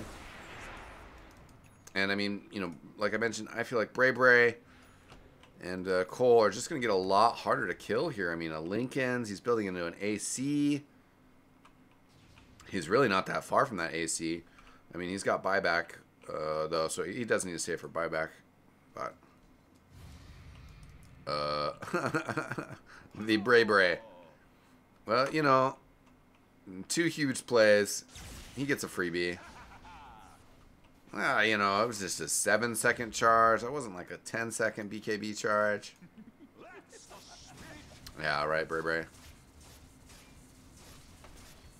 And our chat members asking what sort of lockdown they have, what items Juggernaut has. No BKB from him. Doesn't feel like he needs that level of magic immunity.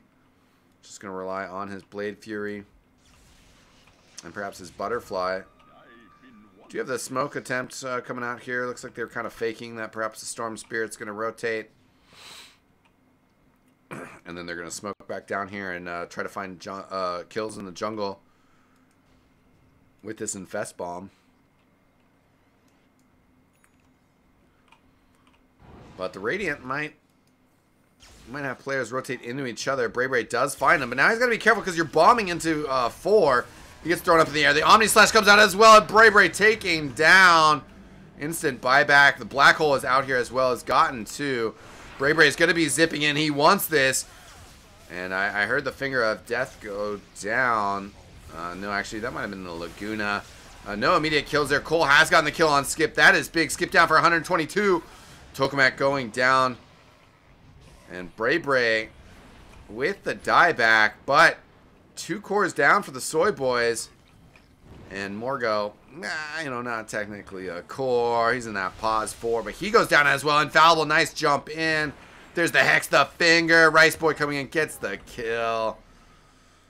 So, Bray Bray throwing himself on the fire for his team. And bought back as well. But now, oh, Michael going to be in some trouble. Shadow Demon using the disruption to save him. But still in a lot of trouble here. A lot of control. Going to be able to Yules up in the air. But Michael going to go down. One final LSA in protest.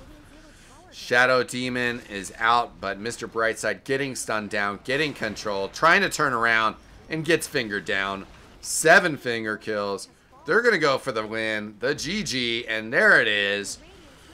Mr. Brightside calling it finally. And the Soybois, pretty solid attempt at the defense. Pretty solid attempt at the comeback. But Anti-Glazed Gaming, just a strong performance from them. Dota Plus believed in them from the beginning. And then, you know, starting at about that 5-minute mark, Dota Plus might have looked back once or twice. But at the same time, still strong victory from the Anti-Glazed Gamers. So yes, indeed, that is going to push us towards Game 3. They are the Anti-Glazed Gamers. So I think they were something before that. I'm not sure what their name was before that. I remember seeing something in the Discord about some switch ups, but yeah. All right, ladies and gentlemen. Well, yeah. I'm gonna get up, take a quick little breakaroo. We'll be back when the draft starts. I have a tendency to play some Minesweeper while the draft is going on. Save my voice a little bit with these solo casts. That's just how I roll. My name is eXtine. Give me a follow on Twitter at XTelevision. Thanks for tuning in for some Dota. We'll be back with Game 3.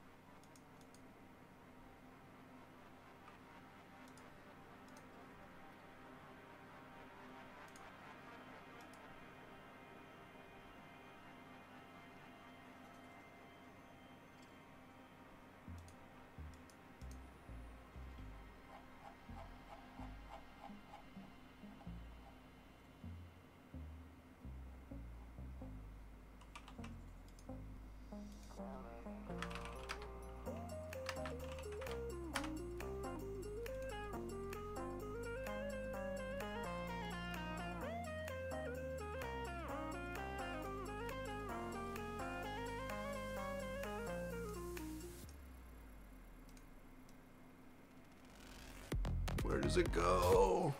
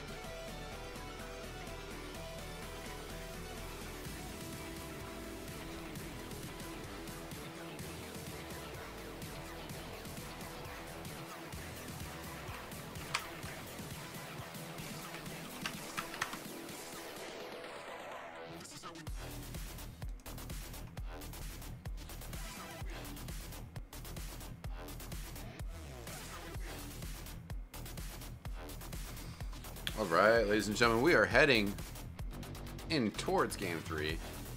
Loading up. Welcome back. Let's get some music. That's how we rolling. Oh, and actually, players still connecting, so we are pretty early on in the draft process. Just getting started. Tell your friends. Game 3 of round 1 of the NADCL Bronze Division Playoffs for Season 3.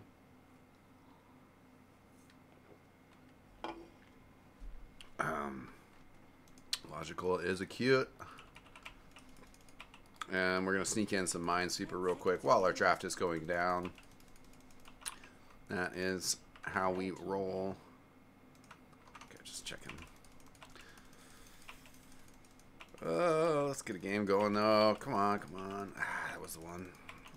That was A1. Ah.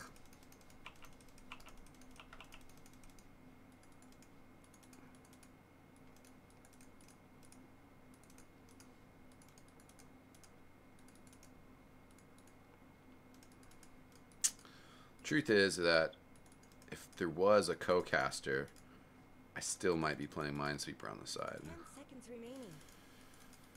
Oh shit. 5 seconds remaining.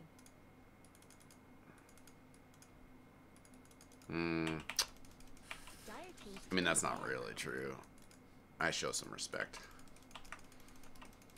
You know, it's just me here in the booth with you guys hanging out, so this is just our broadcast. This is just what I do. So I'm not disrespecting anybody. But you know, if I had another caster here, I would want to give him a little bit more attention to what we're talking about. I have been known to bust some Minesweeper though in the middle of conversations. Okay. Dire team banned.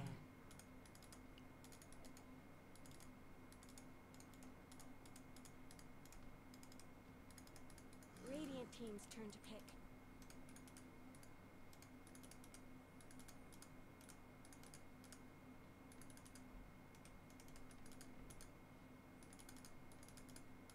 Oh, we flying, we flying.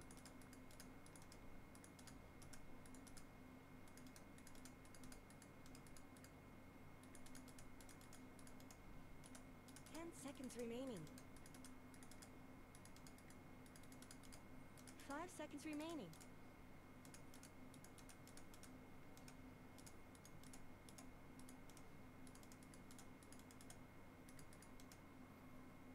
Oh shit. Shit. Oh fuck. Ah. Yeah, sorry. Yeah. Yeah. Oh, welcome to your TA sells Avon and yeah, your true Spidey Sherigan disrespecting the Glatch. Let's catch up though while we're on a break from a game here. Nyx Assassin, first pick for the Soybois, and Morgo probably gonna play that again. He played that in game 1. Tiny getting banned. I think that's Seconds remaining. okay. Lifestealer banned. I mean, he got through last game. Tiny got through both games, so the Tiny ban is a new adjustment to the team's drafting strategies. But yeah, we did see some Morgo Nyx game 1, and he played that pretty fantastically, I would say. I don't think he. I don't think he really had the time to get into a Meteor Hammer or an Ag Scepter. Dire teams I can't remember what necessarily he prioritized instead. Lich getting picked here. You know, honestly, since they changed Sacrifice, I haven't played a ton of Lich. I don't know why, but like Sacrifice is kind of a boring spell, and Lich was one of the first heroes that I like started with, and it's just one of those things that it's like, I'm gonna be the best sacrificer ever, and I just tried to be like really diligent about whenever I played Lich of like using that spell to its max. And they've changed him. They changed Frost Armor and stuff, and they've made him really strong, but I just personally, I don't know, it seems kind of boring. I don't know. Radiant team's turn to ban.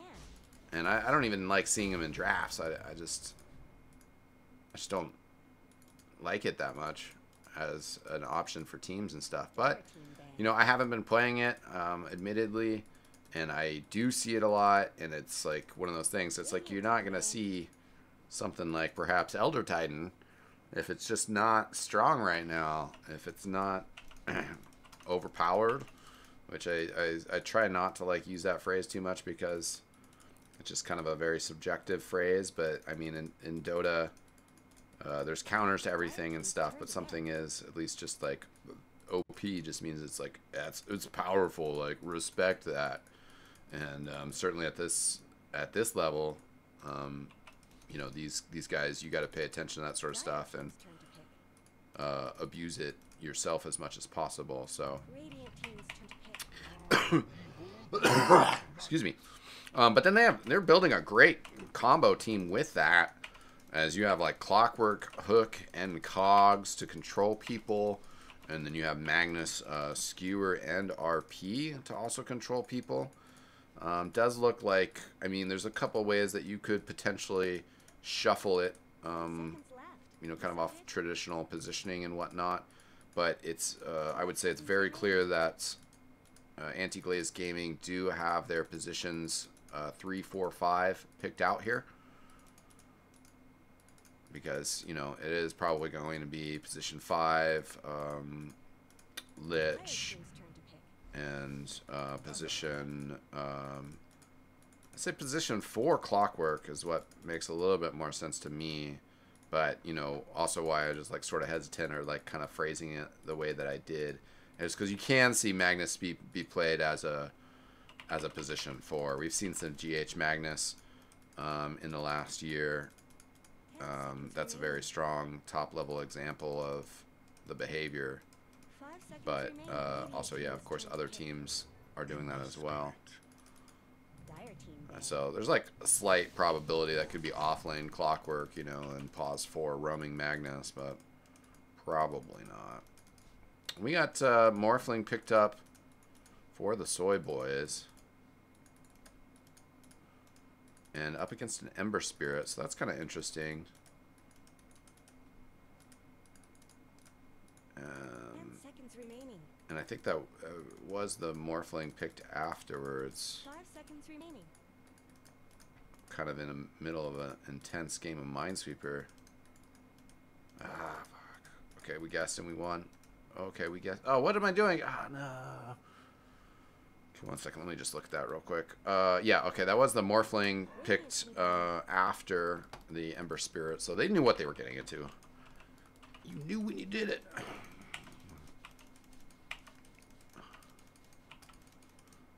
And, I mean, he's got some good options of what he can replicate. I guess Searing Chains are all right. You know, it's not a ton of lockdown.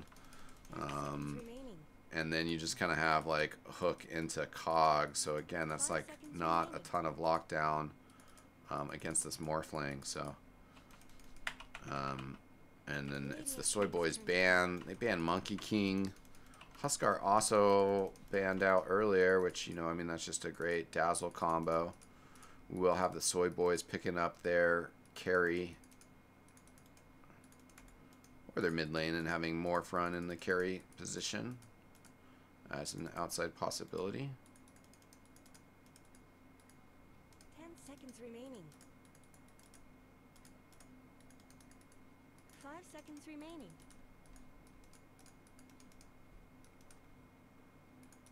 Oh boy. Oh, okay.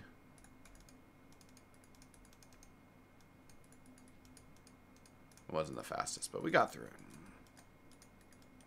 And I'm gonna need some help down there. Or at least like turn the corner on it from all the way up over here. That's helpful. That's helpful.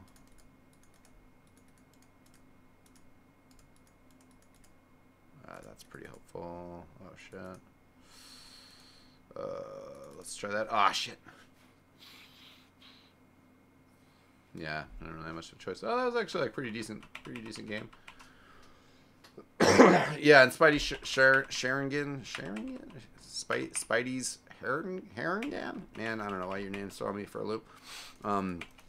Yeah, I mean, you know, Lich has got good slow and good control, and then Frost Blast, Chain Frost. It's got some good damage. I guess I'm a little bit nervous about the anti-Glazed gaming lineup. I'll just be blunt. I gotta be honest with you.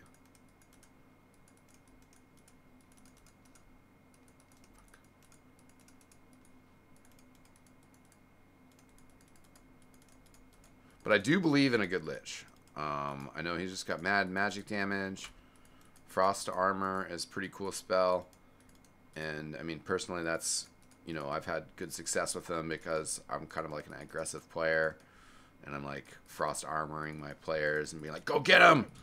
You know, and then when I've played, you know, or have Liches on my team and they're kind of hesitant about, you know, aggressively casting Frost Armor on people and pushing forward, that's when you kind of get communication breakdown. It doesn't quite work out. So, I mean, we're in a team setting. They know each other pretty well. That's obviously going to help out with the coordination. 10 seconds remaining. This is a really good start. 5 seconds remaining.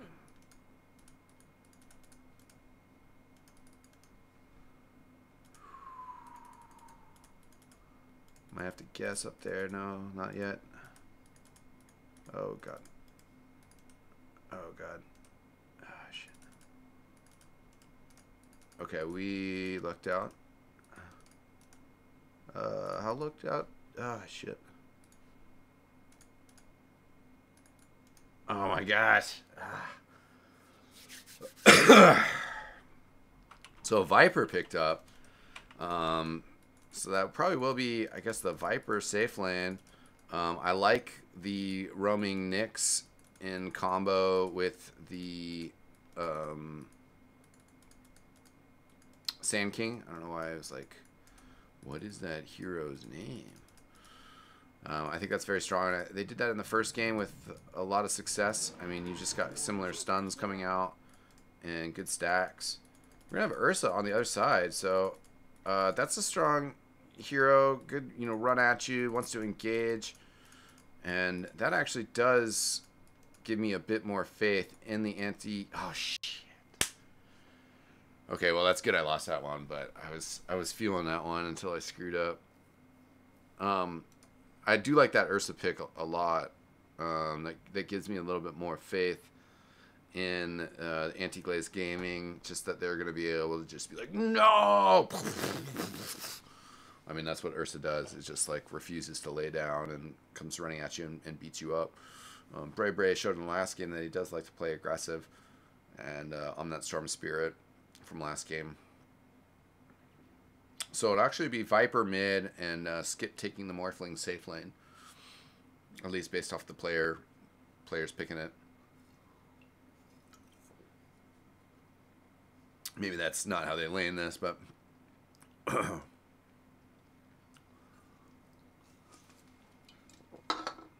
All right, what do you guys think? Game 3. Drop your predictions in chat, please. Soybois.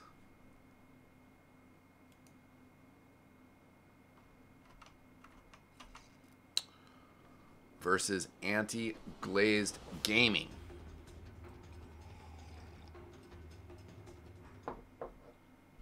No more Dota Plus levels over on the side of the Soybois. Just saying. Just saying. Group A champions versus Group D champions. Prepare for battle. We are still battling in the groups. Groups were 8 teams playing each other over the course of about 3 weeks or so. Playing each other in best of 2 series, playing everybody once. Portland Burnsiders, my team, lost to the Soybois 2-0. We put in an alright effort. We were a little frustrated because we lost and felt we could have done better, but, you know, they did a good job. And we do have Ognorot sounding his favor for Infallible on the Clockwork. So it is pause 4. And taunting forward. Frost Armor coming out here, so that is going to slow down this Morphling. And the Dazzle. Ursa's just running. And, well, maybe could have gotten the Dazzle if he made the book for the Dazzle, but instead goes for the Morphling.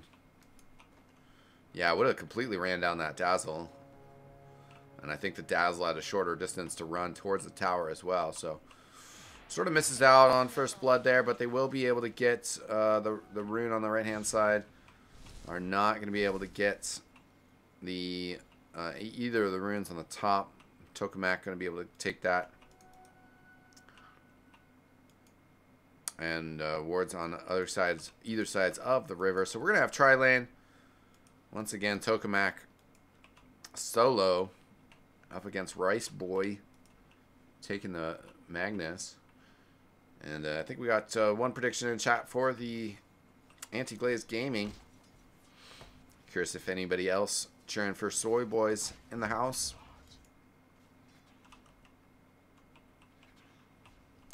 Cool, taking some early damage here. Oh, and the D ward. Easy. Morgo with a nice impale.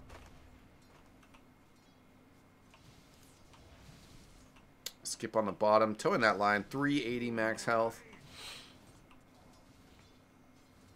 But it's going to give him better efficiency out of that tango. Ooh, look at that impale, hits 2. Bray taking a bunch of damage. Infallible coming in with the battery assault and is putting a lot of damage on Skip. Oh, it goes down. Misjudges it. Maybe trying to keep his eyes on the player in the tree instead of his own health. Ping's coming out from Bray. Bray still wants more. Battery assault 10 seconds away. Pretty low cooldown at level 1.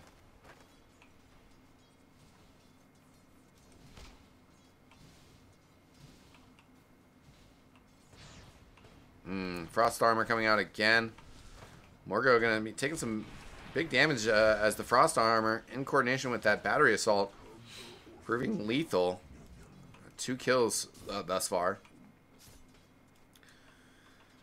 Magnus getting the edge on top while Viper having an easier time of it mid.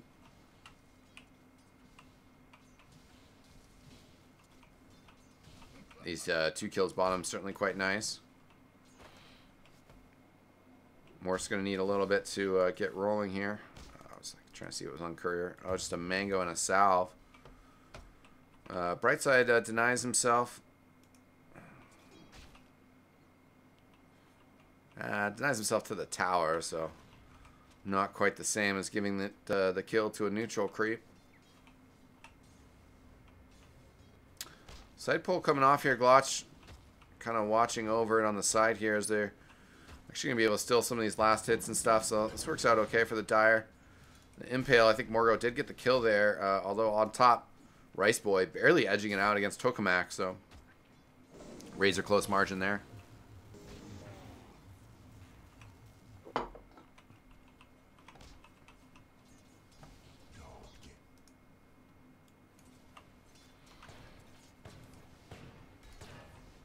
Battery assault coming out, putting a little bit of hurt on Skip, but able to throw quite a bit of damage. And the Impale getting the kill on Infallible. So having a bit of a mistake there. Also the Spike Carapace coming out, throwing Bray for a loop. So they're going to be able to box in the Ursa, get another kill. Wand comes out, threatening the Impale, but yeah, nobody with him to make sure that they could actually get that finish. Cole having a little bit of trouble mid against this Viper. And having to clear up what's on the Courier, but sending some more consumables out for our poor Ember Spirit here. Viper already getting a crown sent his way for that Atos. 2 crowns. He's got 2 crowns. Ring, ring, ring. Alright, Michael getting, oh man, a double damage rune. Ember has used the salve. And up top, Tokamak in some trouble again. Burrow Strike on cooldown, but able to use the wand to make sure he's safe. Burrow Strike coming off cooldown.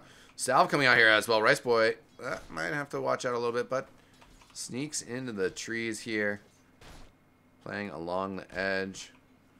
You have the courier coming out here. Squatch going to be maybe going to be able to pick it off. Doesn't see it till a little bit late. The fight is going down though. Mr. Brightside sneaking away as that Dazzle. Going to be able to get over, get some heals. Courier also safely coming in and out there. 5-minute runes coming up. Glotch going to be able to rotate and get the 2 on the right side while the top left 2 are getting split. We also got the side pull happening at the same time. Unintentional from Rice Boy. And he will be able to clean up some of that gold though. So I guess that works kind of okay in the end. Tokamak doing a good job of managing the creep as well. He's just going to take that damage from the creeps to make sure they stay in front of tower. Down bottom though, Skip shifting attributes. If he can stay alive here, maybe they can get a return kill instead. Morgo's here though. Morgo has no impale. And the, what is it, Earth Shack from the Ursa. Not going to be able to split the wickets there, get those players. Or he does split the wickets?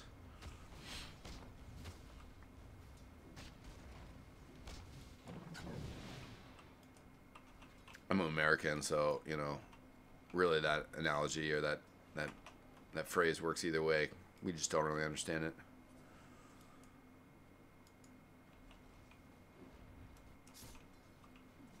Alright, up top here, these guys still just banging away at each other. But Rice Boy does... Okay, though, Tokamak just leveled to 6. I was going to say he had 2 levels on him for a little bit there. And Sentry down, just going to harass him a bit easily on the side here. Tokamak doesn't have a counter Sentry right now. Cole bouncing around. And an Arcane Rune on him.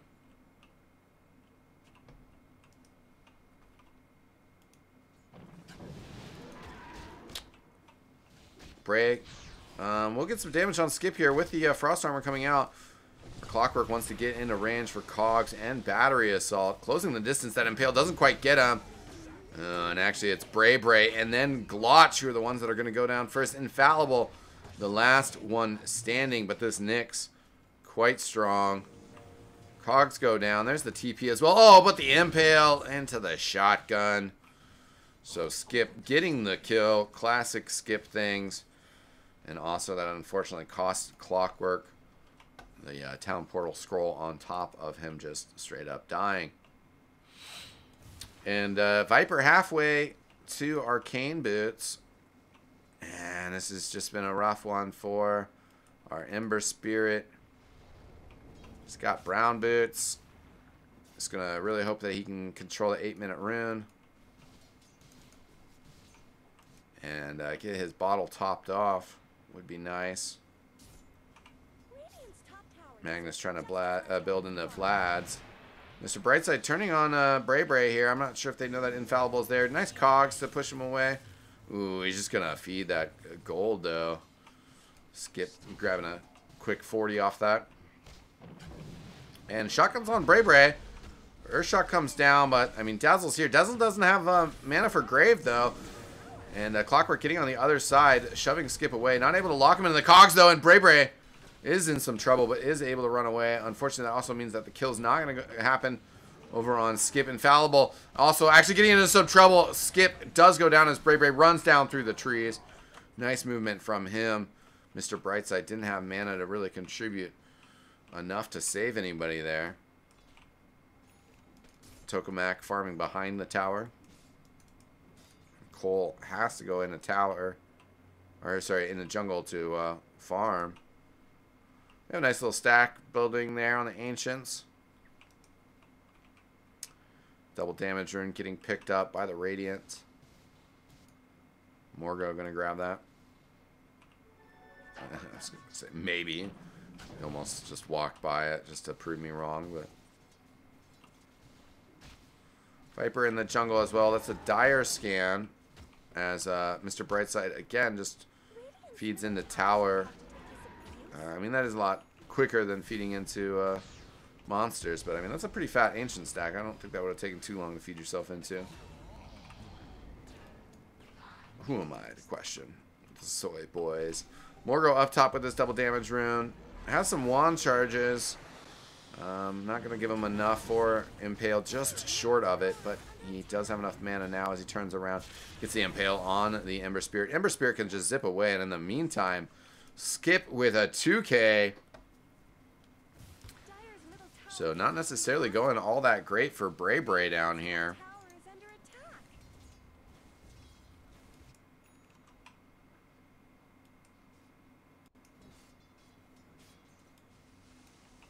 Michael, oh, yeah, Glotch did get the pick up there. Just doesn't have a lot of health, though. Oh, no uphill chance in his favor. Glotch taken out. Ember Spirit zips away. Soybois, this is going strong. Dare I peek at what Dota Plus thinks? Okay, okay. Heading towards 75%.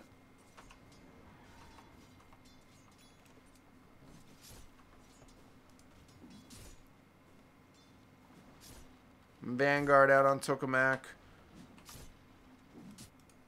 And our Viper can't be too far away. He has the Mystic Staff, just got that. So really just 500 gold away from Rod of Atos. Ursa just runs in, but Tokamak's not scared. He's got Sandstorm, he's got Burrow Strike. And does have a few players running over here. Glotch with the Sentry, but yeah, it's like he just walks away with, you know, invis, you know, like Searing Chains, especially when there's creeps there. Searing Chains is inconsistent. That's unfortunate. He did use RP. You know, certainly that's in the favor of the anti-glazed gamers to get that kill. He got 522 gold for that too, so that's quite nice. Minus 160 on the Morphling, which is, you know, somewhat significant at this point in time.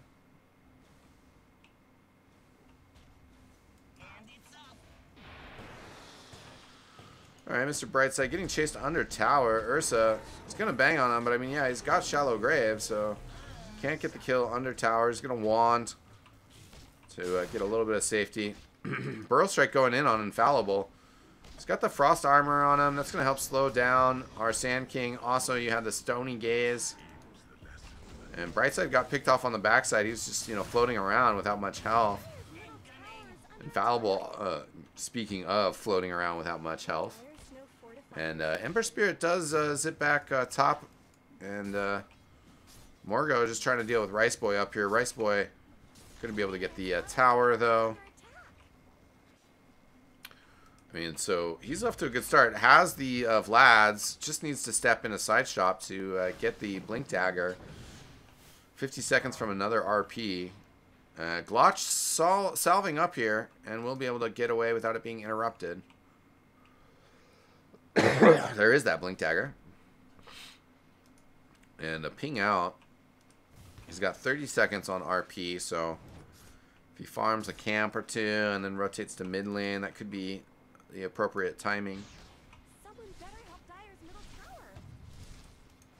The Rod of Atos is out. Morgo behind the tower and gets the Vendetta. Oh, misses the Impale. Unfortunate there. And also, if Michael was standing a little bit closer, could have just poked in and gotten that Atos. He doesn't care, though. He just wants farm. And where's that Atos? No, no. Doesn't hit him with the Atos. And where's the Atos? Yep, there's that Atos. But where is your Sand King? Okay. Oh, man. Oh, man. Michael just... Oh, what an interrupt. Mr. Brightside was trying to come in, trying to get that Shallow Grave. Instead, he got hooked by Clockwork. Tokamak in some trouble here as well. And the Soybois sending out some mixed signals. They need... Oh, no! The RP! Skip is in some trouble here. Very low with health. Can the attribute shift pull through? But Skip, yeah, does waveform out. Big damage on Rice Boy. But Skip, in some trouble himself. And... Oh, okay. Oh, no! Mr. Brightside did get the kill there. Thought maybe Roche might have gotten away with it. But no, Bray then getting some revenge on Mr. Brightside. And... yeah... Okay, not that big of a difference. I mean, really, they only lost like 170 gold difference, 400 XP. So, I mean, that's a couple creeps. The XP a bit more significant. But I guess really my point of how the Soybois could have played that better is like the Viper went in with that Atos and like tried to engage, and then they just kind of let him get super low.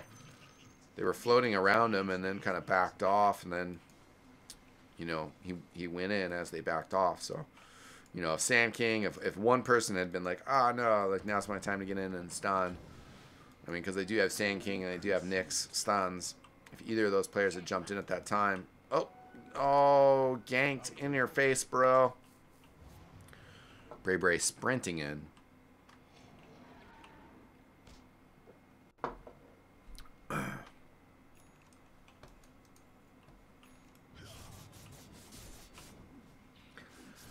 Well, they're going to take this big ancient stack finally. That'll be a nice bit of gold.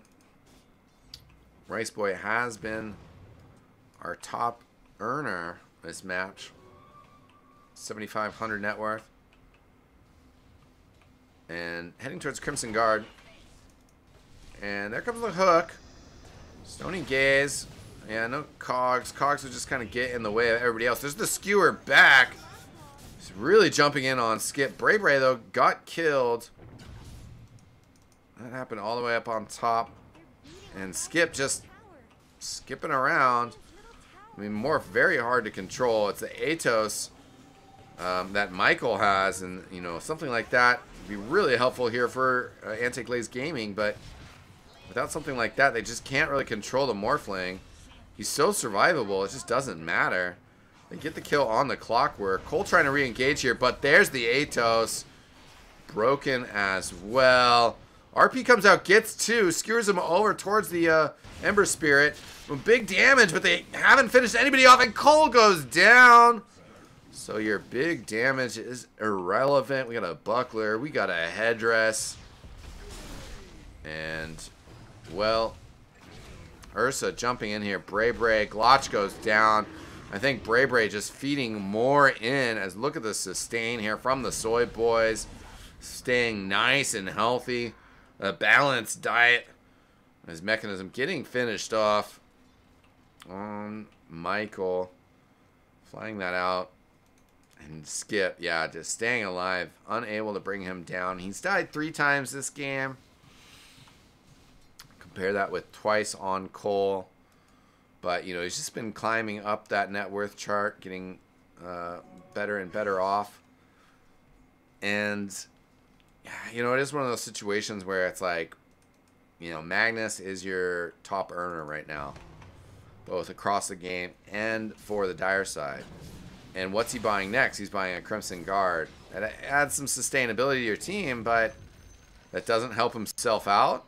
That doesn't help himself survive too much. I mean, yeah, okay, sorry. Crimson Guard is survivability, but it's not. It doesn't add mobility. It doesn't really change the equation. You saw in that fight, they still just killed him, you know. So it's just one of those things. You can't really lean on Magnus too much. Something like the Crimson Guard on Magnus is just not going to swing the overall team fight situation in that large of a way. I guess that's a better way to phrase what I'm trying to say about the Crimson Guard. So where their money is not necessarily ideal. The Ember Spirit as well, you know, has phase boots, building into a Maelstrom, you know, for the physical damage build. So it's not really super well off. And Ursa also kind of poor comparatively. Here comes the jump, and Cole with the snatch though! Huge play, and the Chain Frost coming in. Big damage with the Chain Frost, but Skip has gotten a 2-kill. Oh gosh. We've gotten 2 Aegis snatches over the course of the day from Anti-Glazed Gaming, but in this case, it's not going to matter. Last game, that was a big swing. But in this game, it simply keeps Cole alive while they still feed 5 kills over. Yeah, feed may be strong verbiage there, but nonetheless, it did not go well for the Anti-Glazed gamers there.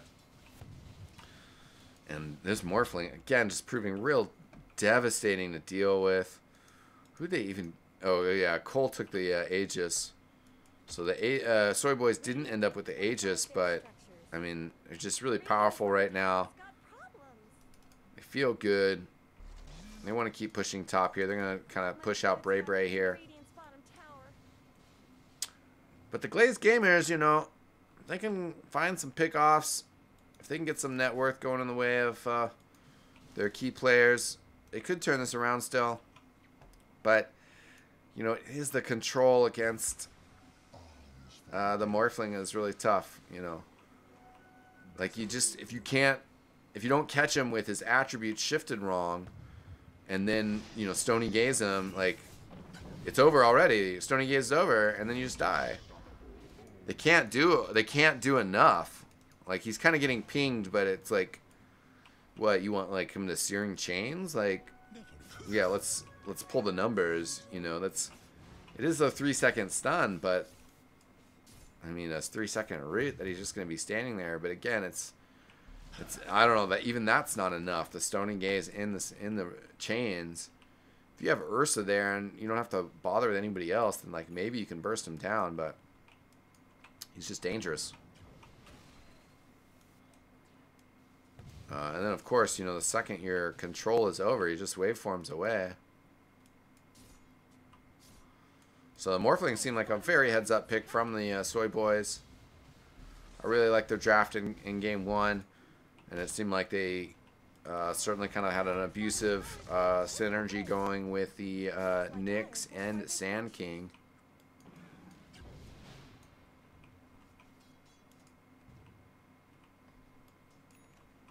A lot of rotations going around. Soybois is pretty active in the jungles of the Dire here. And I think they were sort of pointed out, spotted out. Comes Ember with the jump forward and some chains. But yeah, the push has to be aborted a little bit as Tokuma goes back top to deal with that. Looks like they will be able to get the tower though. Morphling does want to go in. The replicate coming out. Here comes the Chain Frost though, and then the hook into the cog. So a lot of disruption. And RP came out as well there. So holding those players together for the Chain Frost, but it's not enough damage. I think you also have a mix here where it's like, I don't think they really know whether they're going physical damage or magical damage. You know, just, you have Ember. Oh, Skip does get taken down there. 994. Misjudging some of the damage coming out. I don't know if that was the flare that got him. That is a huge pickoff. But Cole in trouble. Gonna go down. Michael maybe getting a little over exuberant here as well, but getting away with 30 health. Cole buys back into the game. Looking down towards Shrine to see if he comes in there, and indeed he does. Oh no, that's Bray who comes in on the Shrine. Wants to get the kill on Michael, but the caustic nature of Viper too much. The Impale. No, Bray with the actually, no, that wasn't the dieback because it was Cole that bought back. But Cole is going to be in trouble now that I mention his name. Caster, Cole gets stunned very low. Cole goes down for 75 seconds. And you know what? I think that the Soybois might have wrapped things up. Anti-Glazed Gamer still trying to fight against the powers that be. Oh, and the hook comes all the way across. Does get the hit on the Viper. Skewer pulls him in, but then the Force Staff pushing him away. You got Shallow Grave and just having such problems taking down this Viper. The Chain Frost comes out. Oh no, bounces back to the creeps instead of Morgo. Unfortunate. Takomak does not care about it. Comes in, gets the kill on Glot. And man, getting destroyed.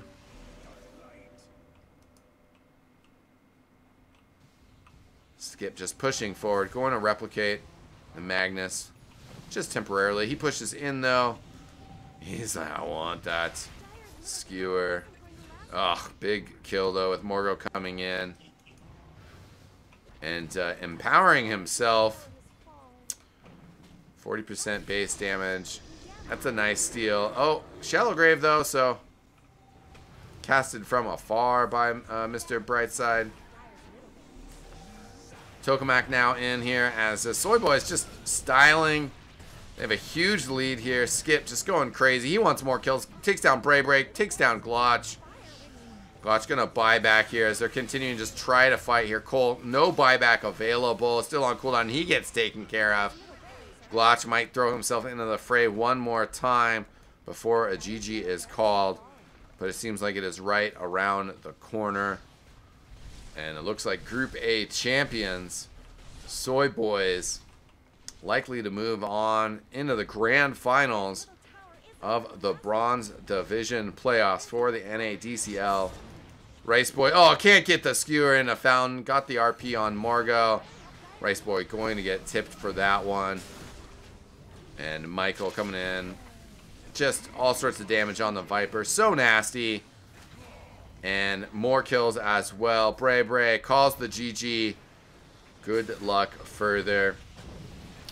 And, well, congratulations to the Soybois booking their place in that finals. We'll see when that goes down. Hopefully I will be there to bring that to you guys. I'd love to see it. Group A represents. Once again, congratulations to the Soybois. Hats off to the anti-glazed gamers for making it this far. Battling through their group, Group D, and getting into the playoffs. That is an accomplishment in itself. But the anti-glazed gamers getting taken down in the best of 3. They had a strong showing in Game 2. I think the draft really got away from them in this one. They were hoping for another kind of crazy, active tri-lane. Their off-lane, I mean, it went well. You know, Tokamak, check the... I mean, you know, it's like one of those things where it's like, oh, yeah, the anti-glazed gamers, I mean, look at Magnus's net worth. He got so much net worth. But, you know, he definitely plateaued. I think about the time I really called out that, you know, he was building a Crimson Guard, and it's like, what's that going to do for you? You know, adds a little bit of sustainability to your team fight, but if the rest of your team can't fight, then it's just not a help. And what else I was going to point out here was just that Tokamak, you know, if the offlane went really well for Magnus, it didn't really go that bad for Tokamak. You know, he was still really pretty far up there in the net worth. You know, then as well, you know, Skip and Morgo, everybody having pretty good games. Yeah, Skip and Michael doing pretty solid for the Soybois. So that's going to do it, ladies and gentlemen. This was the semi-bracket, or semi-finals. So there is another match. And I didn't see on Liquipedia whether that other game had been played yet. That's going to be Meepo Spammers versus the Billy Boys. And Meepo Spammers did lose their match in the ESL Birmingham finals that I casted. But that was a tough one up against Zlotals. But, yeah, Soybois definitely looking on point tonight. So thanks for tuning in, everybody. Boris popped in here. He's like a mascot for the Bronze Division. Thanks for showing up, Boris. Thanks for showing up, everybody. And hopefully you guys can join me again for casting the grand finals of this. I throw on some auto chess. I throw on some Dota. I'm an ET spammer and member of the Portland Burnsiders. We played in Group A. So, yeah, thanks for tuning in, ladies and gentlemen, at XTelevision. If you want to give me a follow on the Twitters. And hope you guys enjoyed the broadcast. Leave me some feedback. Thanks again for tuning in. I am eXtine. We'll see you guys next time. Peace out.